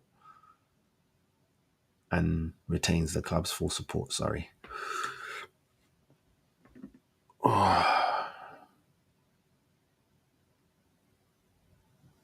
Sorry, I'm just reading this. Remember, a gamble responsibility. A responsible gambler is someone who establishes time and monetary limits before playing, only gambles with money they can afford to lose, never chases their losses, doesn't gamble if they're upset, angry, or depressed. Gamble alert, gamble aware. Yeah, that's very true. Come back to that in the end. What you guys saying about this? I've heard a couple people talk, and I've heard about the due diligence that Newcastle should have done. I don't know. You know what I'm saying? I don't know. I think clubs can. I don't know why he said they could never know. You know. The agent knows. Personal life. You see man sitting there, probably putting bets on. You get me? I'm watching a show right now. What's it called? Is it called The Cleaner? Or is it called Cleaning Up? It's got the girl from 2 pints of lager and a packet of crisps. And it's about insider trading, but she's actually a gambling addict as well. I've got 2 more episodes to drop. But with this brother here, Newcastle trying to be slick. They want the ban that the FA want to bring now, this makes no sense. They want to bring what the FA is bringing, the ban that FA want to bring to him now. They want to say, can't you put that on when they say on top of the Italy ban? They mean as in, so he's done it already. You know what I'm saying? Whatever ban you're gonna do, he's done it already. It's pull it all in together. But that's not how that shit works. That's not law. You get me? That's not law. You get me? You know, kill someone last year, then you get sentenced, and then they find out you killed another person before. It's not just put it on top, man. He's already serving life. Done. No, you get 2 life terms, blood. You talking about? You ain't never coming out. How you mean? Newcastle trying to be slick, but there is a side of me that's like, speaking of the show that I was watching, you can see, or they show you that the person just doesn't stop. Get me? It just doesn't stop. When they run out of money, their mind is like, all right, credit card. Get me? Boom, credit card. And they're like, you can see them thinking for 2 seconds, like, should I do it? And it's just spin, spin, spin. Or they go to the casino, they just rolling like you can see the eyes. So the actors are really good, obviously. You can see the eyes, they're like, yeah, it's like sex to them. I like a little bet myself, but I can't spend more money than I have. It doesn't make any sense to me. It just doesn't make any sense. I know, I can see what the addicted gambler is thinking. It's like, just one more, next one. You get me? I'll get it. You get me? Like, I know what I'm doing now. Like, I understand. I see where the thinking comes from, but no, man. No. It's just like playing the lottery. I play the lottery, not every week. When I'm feeling it, you know what I'm saying? If I'm feeling it, if I'm like, oh, it's come to mind now, and more time is when I'm out with my mum, because she'll bring it up, do you know this is roll over that, and this is that, and 10,000 a year for life, and 10,000 a month for life, and all that kind of stuff. I'm like, all right, £1, you know what I mean? 250, depending if it's the euros or not, and I'm not going crazy, or a lucky dip, let's go, in and out. I want to think about it, because I don't think that's when you win. I think cheeky little one time, that's who wins. Get me? My stepdad does all like £60. That's too much. That's too much, man. Even on the show that I'm talking about, the cleaning up show, she bought like 10 scratch cards and she's there on the wall. No. The whole row might be no. You get me? I don't know what the rules are in that. They might have to have rules on like, you might have to have at least 10 wins. You get me? And depending, maybe you have to have like 3 £2, 1 £10, and 3 £600 and stuff like that. Maybe that's a rule like that. I don't know. But to me, unless you can, I was going to say, somehow you find it. You ain't going to find a roll of scratch cards just around. You know what I mean? That's legit anyway. But it's hard. It's hard. It's an illness. It's just an illness that we can't all. It's not that we can't see. It's just weird, man. It's weird. It's the same with alcoholism. It's something gets in the brain, man, and you just need that thing.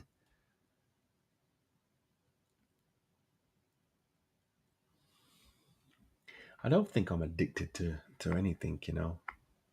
Like if I have to do without something, like we all have flaws in it. If I have to do without something, I'm going to have to do without it. There's not much I can do. I'm not going to go rob a bank for it. I'm not going to go and hurt people so I can have 2 minutes. You know what I'm saying? It doesn't make any sense. To me, it doesn't make any sense. But then again, I find myself not an addict. Like I say, I put bets on. My bets are £5. And if I don't win, you ain't seeing me for another month, blood. Get me? And I'm not making no one bet with £5. I'm making 5 bets.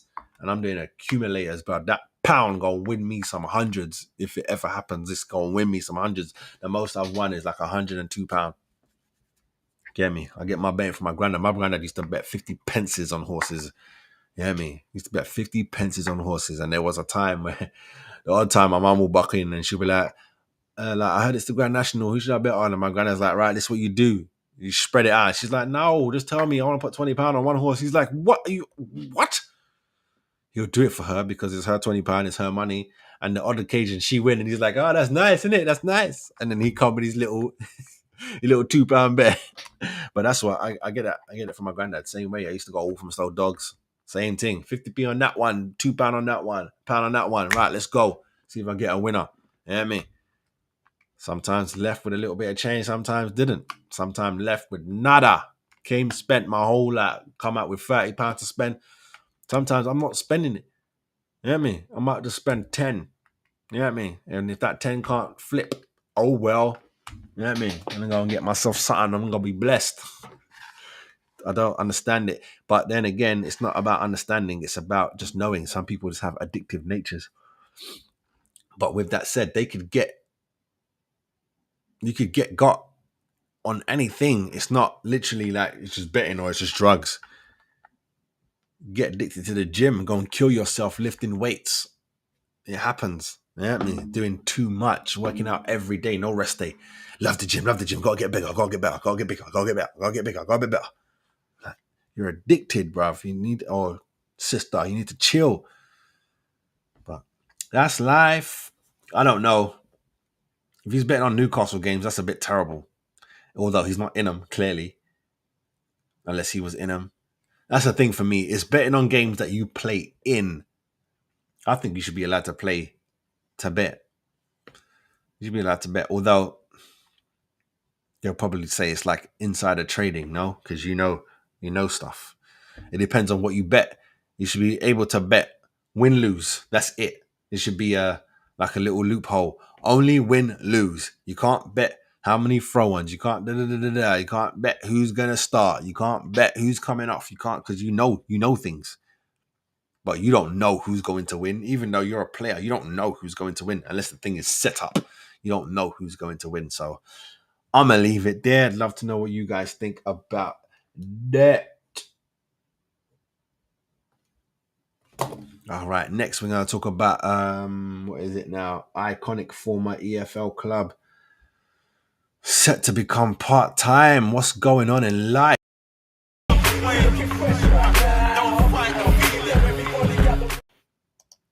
All right, peoples, here we go.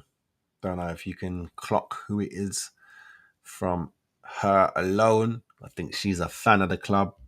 Get me? The club has one iconic fan, the viewers of Soccer AM. Yeah. Bless her little concept. I don't even know what happened to her. I'm shocked that you don't see her about. But let's get into this. The iconic former EFL club likely to go part-time as they fight to avoid dropping into 7th tier after points deduction. Torquay United face the prospect of losing their status as a professional football club. Damn, man. Damn. The former EFL stalwarts are fighting to keep their spot in the National League South. Is that where they at?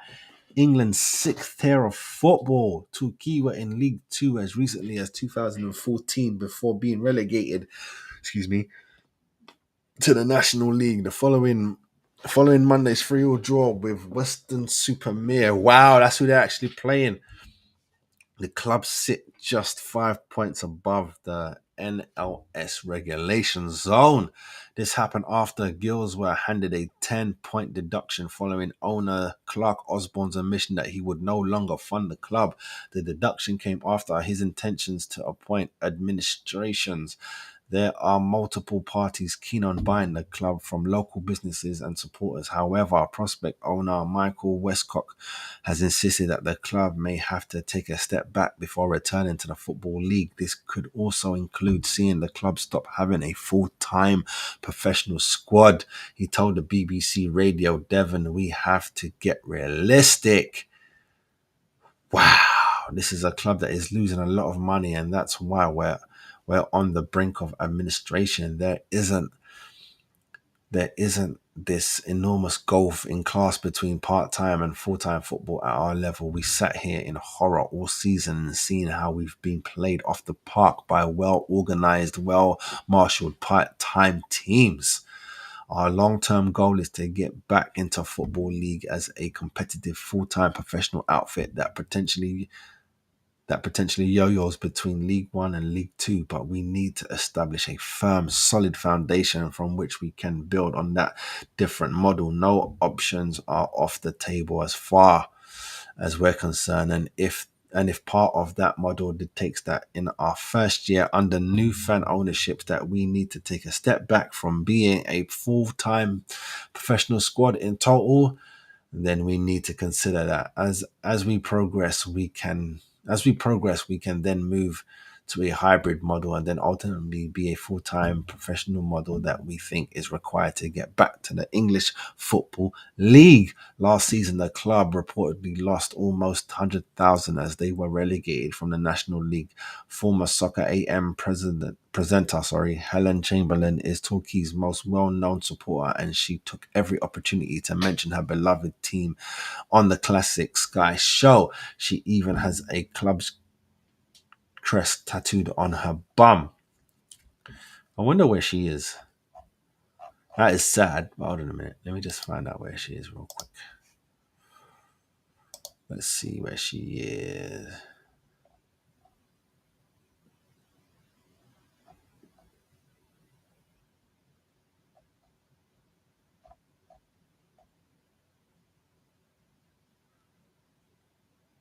Oh, she's not married. She doesn't have any children. All right, let's just read this since we're talking about Torquay. Right? Who is the former Soccer AM presenter Helen Chamberlain, and where is she now? That's what I want to know. I just want to know where she is now. Where did she leave? All right, we're going to have to just read it just in case they mess up the flow of this. Helen Chamberlain will always be remembered as an OG of Soccer AM. The football-loving presenter has since carved an incredible career for herself in sports television. Who is... Okay, Helen Marie Chamberlain is an English television presenter born on April the 2nd. Oh, it's her birthday yesterday, 1967. She worked as a holiday camp entertainer before being discovered at Chessington by a producer for Nickelodeon, where she began presenting in 1994. Ah, bless her. She began presenting on Sky Sports Saturday morning show Soccer AM in 95. She also modeled for Euro 2004 in Trafalgar Square and appeared in a shoot for May in 2004 edition of Penthouse. Oh, really? What TV shows has Helen Chamberlain been on? Don't care about that. We know that she's been...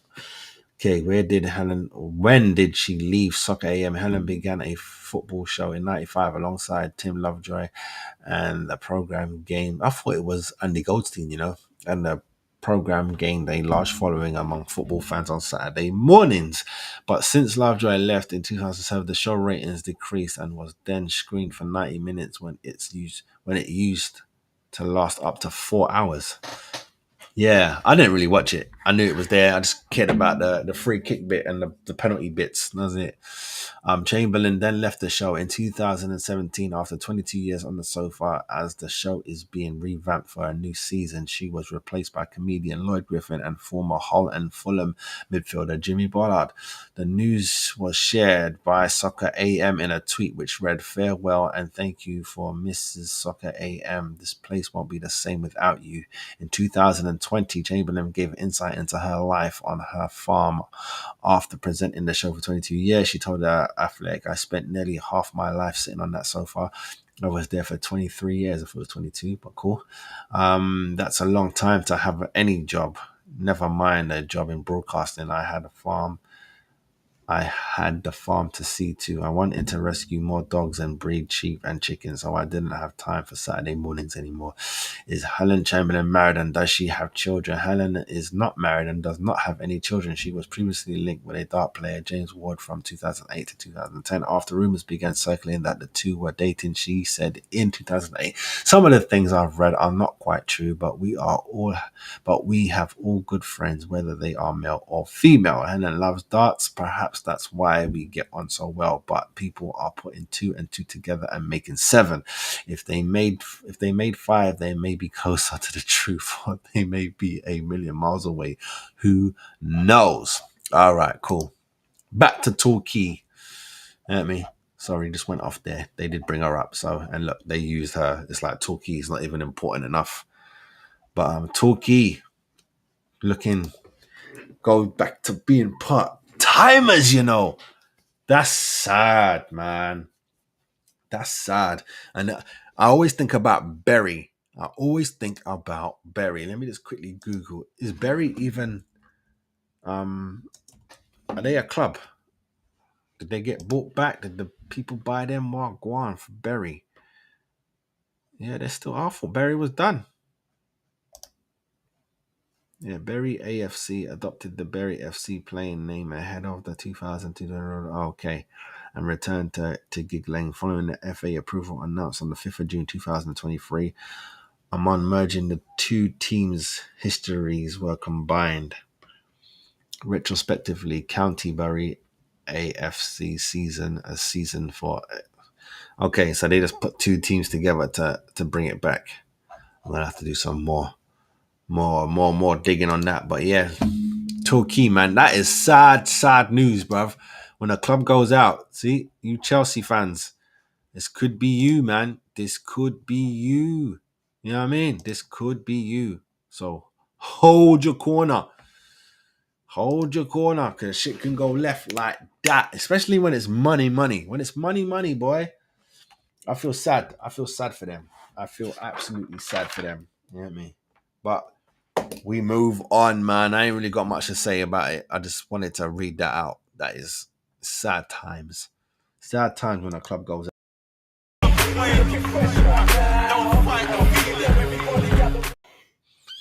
All right, so what we got next? Paolo Maldini and former Newcastle star on shortlist to replace Dan Ashworth as Toon's next sporting director.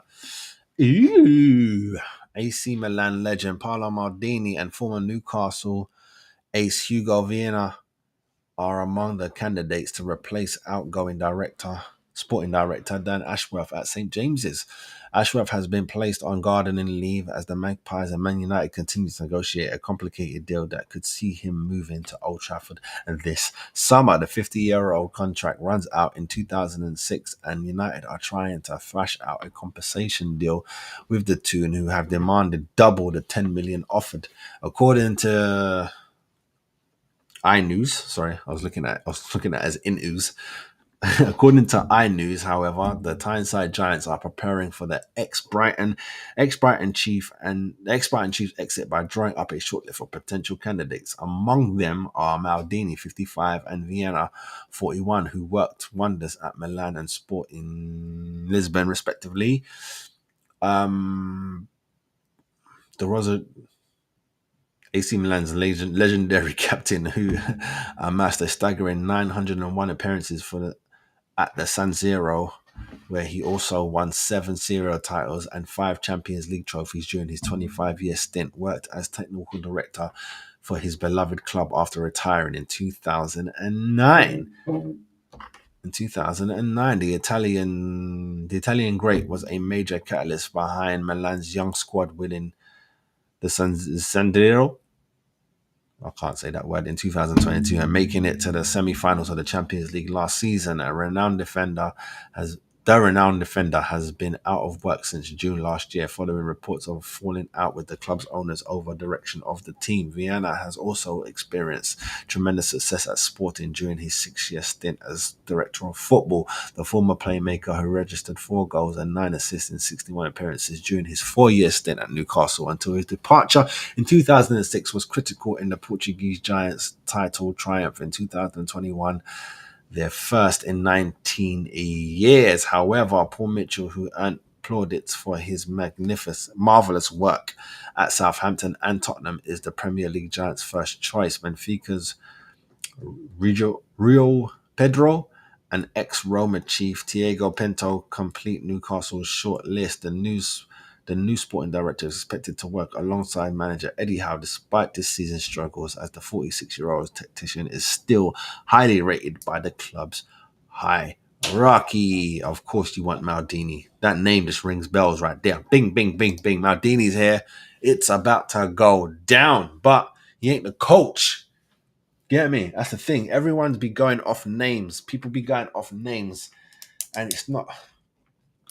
And I can tell you now, if you were a blind billionaire like Todd Bowley, of course, you just go for names. Yeah, I want get me Henry, get me Vieira. It just don't work that way, though. Remember when the guy from Spotify wanted to buy Arsenal and he was like, yeah, when I'm doing it, I want Henry, Bergkamp. I think it was Vieira because there was 3 of them. There was 3 names that he kept saying or that he was having meetings with and talking with. It's like, yeah, that's all good. You know what I'm saying? And they all have their experiences. I'm not saying that they're getting picked off just their player record. They're getting picked because Bergkamp does wonders at Ajax. Vieira's been around and Henri's been around. You know what I'm saying? These men have been coaches, managers, international clubs. They've been around. They've been working. They've got the experience. But they're not on the levels with the managers who probably didn't kick ball as well. You get me? Arsene, Mourinho, you get me? That man there. There's certain managers who have got a beautiful balance with their playing life and their manager life. But some are, you get me? Everyone can't be Cruyff and that. You get me? It's hard to be.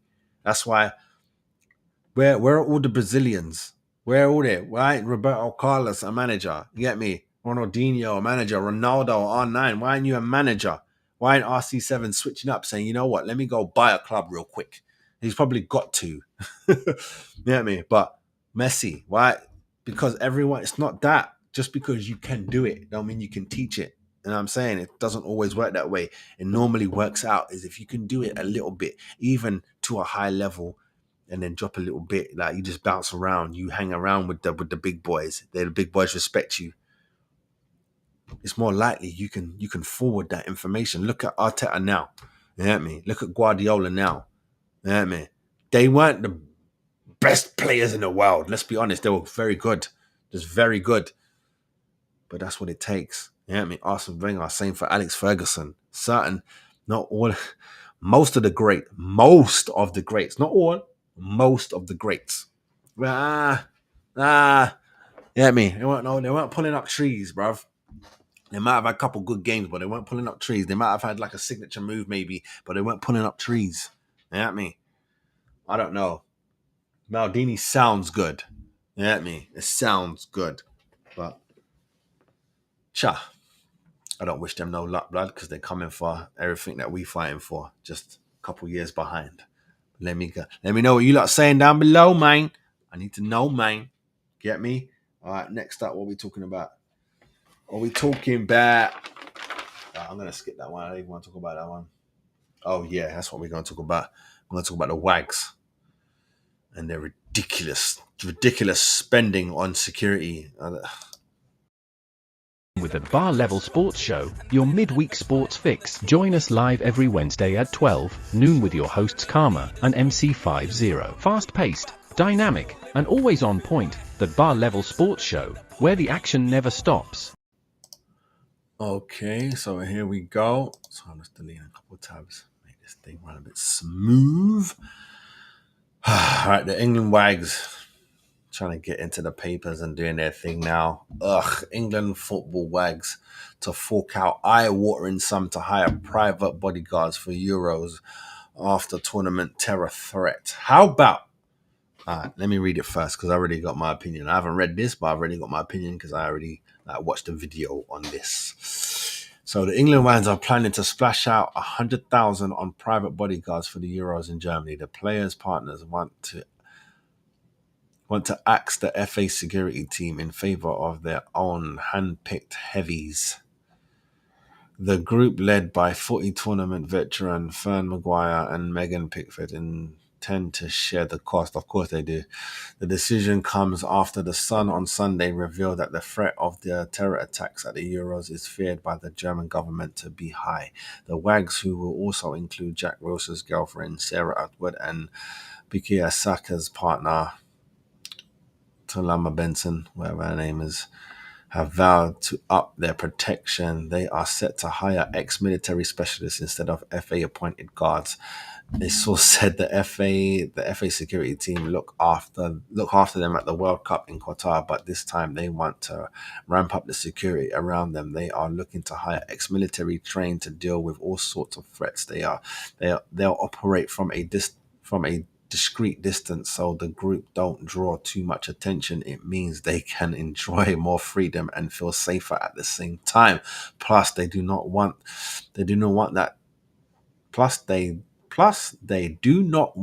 that their every move is being monitored and then reported back to the FA.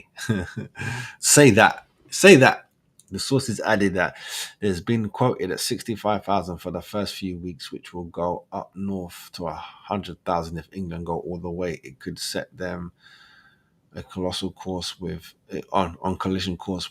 the England boss. Gareth Southgate, he wants to avoid a repeat of 2006 World Cup in Germany when the Wags created more headlines off the pitch than the players did on. Stories of the women partying and huge shopping bills were the talk of the tournament. But the latest crop have vowed to go their own way after lectures from the FA before previous tournaments in strict Muslim state. Qatar, England, among favourites to lift the trophy, kicked off the Euros campaign against Serbia on June 16. Yeah, man, this is silly. This is blatantly because the FA bodyguards, are reporting back. Blatantly, they're reporting back. We all know that's what's happening. They're reporting back, and now the ladies don't want that. So you got to spend your dough.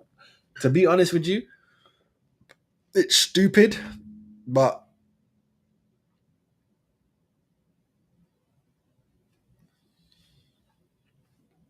$10,000 each from each player. Bang, bang, bang. Money done. Set up done. And that's not even for every wag. That's just like the first 11. Done. Wrap. $10,000 each. Bing, bang, bosh. You know what I mean? Keep your women them secure. Me personally, you're not coming. If there's a threat, you're lucky I'm going. You know what I mean? Keep your backside at home. What do you need to come to Germany for? Acting like it's Dubai or it's, LA or it's... Well, you coming for Beer Fest. What are you coming for? Nah, there's no need to come. There's no need to come. You know what I mean? I would, if it was me, I'm going by myself. I'm going to work. You know what I'm saying? Even though I'm going to kick ball, I'm going to work. You know what I mean? It's work. I'm going to go and work. Go by myself. And if I don't go by myself, I'm bringing my family with me. So it's not just the wife. The babies are coming. So then definitely stack them and rack them. Machine, all that blood. I want 20 man. 20 man. They gotta protect my peoples. But just don't come. Stay at home. Watch it on TV. Like, it's not that deep. Man will go, play his game. You know what I mean? Come back to the hotel, chill out. You got to train and shit. Please. You know what I mean? I understand that you could get lonely and stuff, but please. It's not that long. You know what I mean? You stay home, allow the wag thing, and we just keep it pushing. I don't understand. I really don't understand.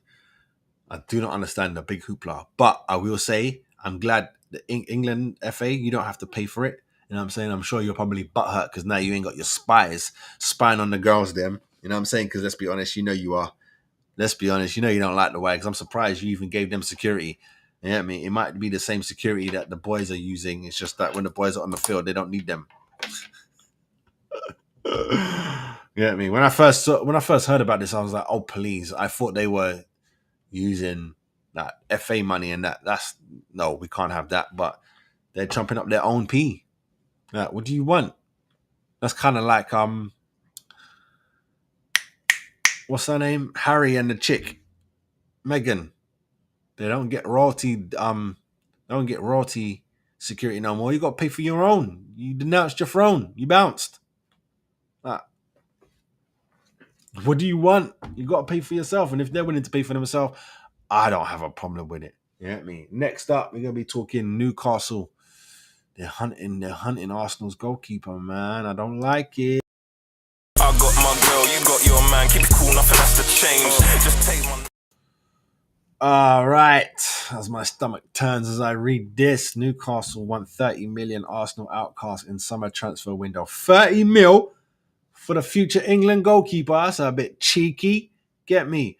Newcastle make fresh attempts to sign 30 million Arsenal outcast Rambo in the summer transfer window, according to reports. Eddie Howe side tried to bring Ramsdale in January after Nick Pope's injury, but despite the goalkeeper being keen on the move, he stayed in North London. Ramsdale knows how well from their time together at Bournemouth, and he is desperate.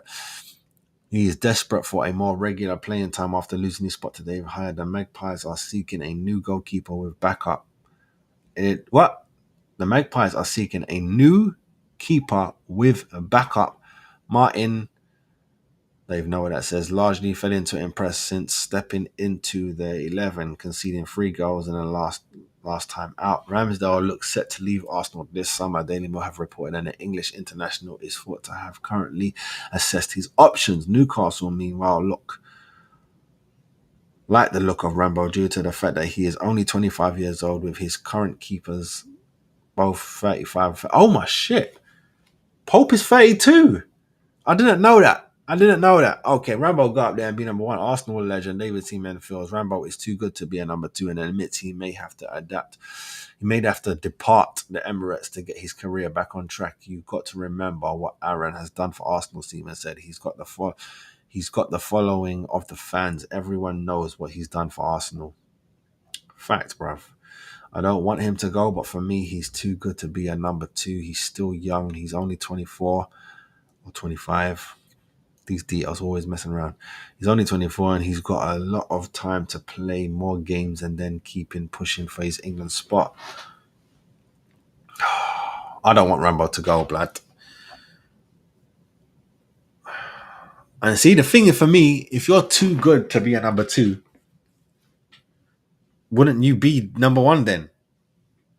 That doesn't make any sense. You know what I mean? That's like Seaman was too good to be number two, so John Lukic left. John left. Seaman didn't leave because he was too good. You're too good, so you get number one. You know what I mean? I think there's just like that much between Raya and Rambo. That much. There's nothing. One does something else better than the other one does. That's it. It can tick each boxes. So Raya will get that tick, then Rambo will get the next one, then Raya will get the next one, then Rambo will get the next one. That's how it is for me. I don't find nothing. And the only thing that I can see that Rambo did wrong was his interview with Ian. He got too comfortable, he got too relaxed, and he started saying things that coaches don't want to hear. You know what I'm saying? It doesn't matter.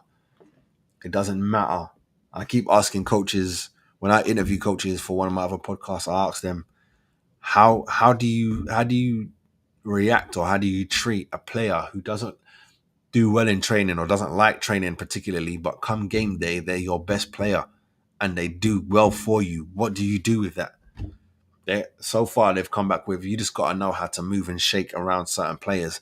If someone is showing up for you come game day, that's all that you want. Yeah, training, you want them to take part and stuff, but if that's just not something that they do, like Chelsea's Hazard, for example, he's always said that he was a bad trainer, but come Saturday, he's bending everyone up and scoring. So what do you want? You might mess him up, making him train well. You might mess him up for Saturday. You might take all his energy. Get me? It's like that. Grealish at Villa, not at City. Grealish at Villa. He was everywhere. You could find him everywhere. He was allowed to roam. Eric Cantona for United. He was allowed to go do what you want. You get me? There was a time Fabregas for Arsenal. Go, just do what you want. Everyone else, you lot got structure. He can go and do what he wants. It's called a privilege when you're get me? It's like saying if someone can make your business. Imagine forget whatever it is that you're selling. Say you're selling something. Yeah, you own a shop and you're selling something. You got five sales assistants. One of them always comes in late, and always wants to go home early. The other four on time, doing their thing exactly how you asked it. This one comes in late, makes the most money for your company, then wants to leave in a little bit of time. So they show up late and they want to go home early. So in that little bit of time, they still outdo these four. What do you do? These four have to recognize that this person is just special. He's just special. There's nothing that you can do. You know what I mean? Imagine, I know this ain't it because I know he trained hard, but imagine Usain Bolt just went off his natural talent. Just went off that. Like, allow the training, man. Allow it. I'll warm up. You know what I mean? And then tomorrow we'll warm up again. We don't need to be doing nothing extra with weights and thing. Allow it. Then come Olympic time, man's leaving the place with golds. What can the coach say to him? The only thing you could probably say is this won't last long. Like, you're going to have to do what I'm asking you to do so you can be better. You get me? I know that you're winning. It's hard to tell a winner. You get me? It's like back in the day, Motown, or even just that that time in the music industry, you could do what you want if you're selling records, i.e. Ray Charles. I don't even know if he was on Motown. I don't even know why I brought up Motown, but just because the majority of them men are there. But like Ray Charles, if you've seen the movie, obviously everything ain't literally true, but you can see in certain parts of the movie, they can see he's on stuff, but still banging out those tunes. Let him do what he does. Leave him alone. If anything, get him more. It's the same. Gaza. You can bring it back to football. Gaza, George Best.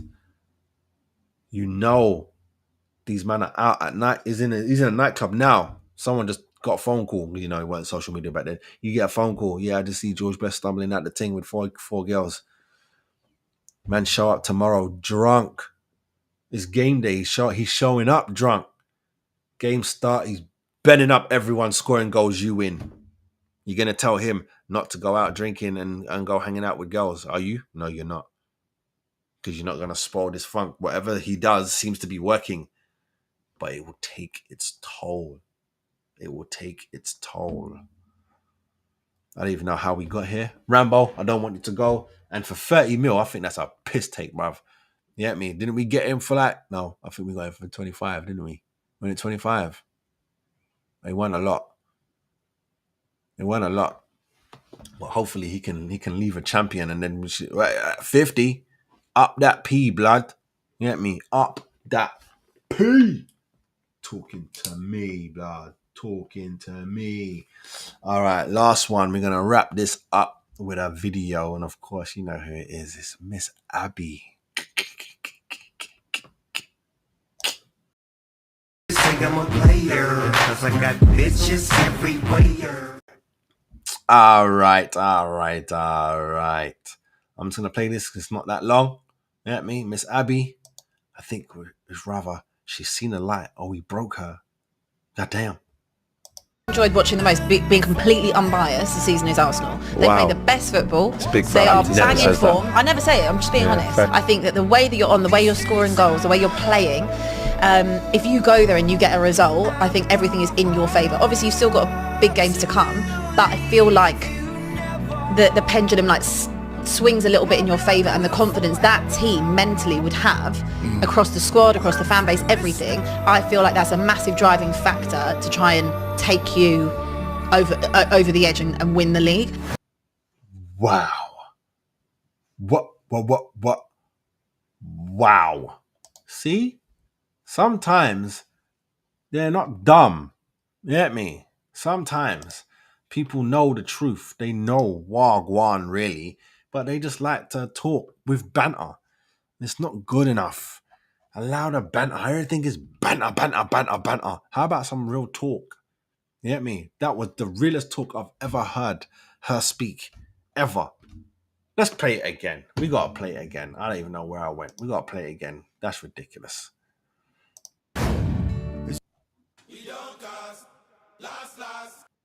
Sorry.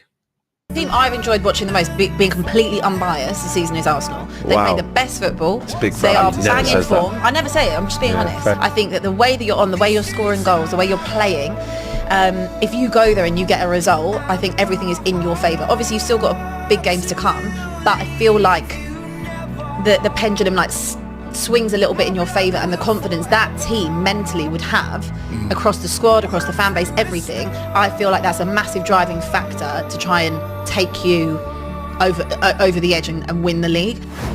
That was beautiful. Some honesty from a Tottenham supporter. That was lovely. That was so nice. And that's how we end the show, my people. Stay good, stay blessed, and I'll see you when I see you. Most probably be later today because Arsenal versus Luton. Stay good, stay blessed. We out. Ho! Make sure you like and subscribe to the channel.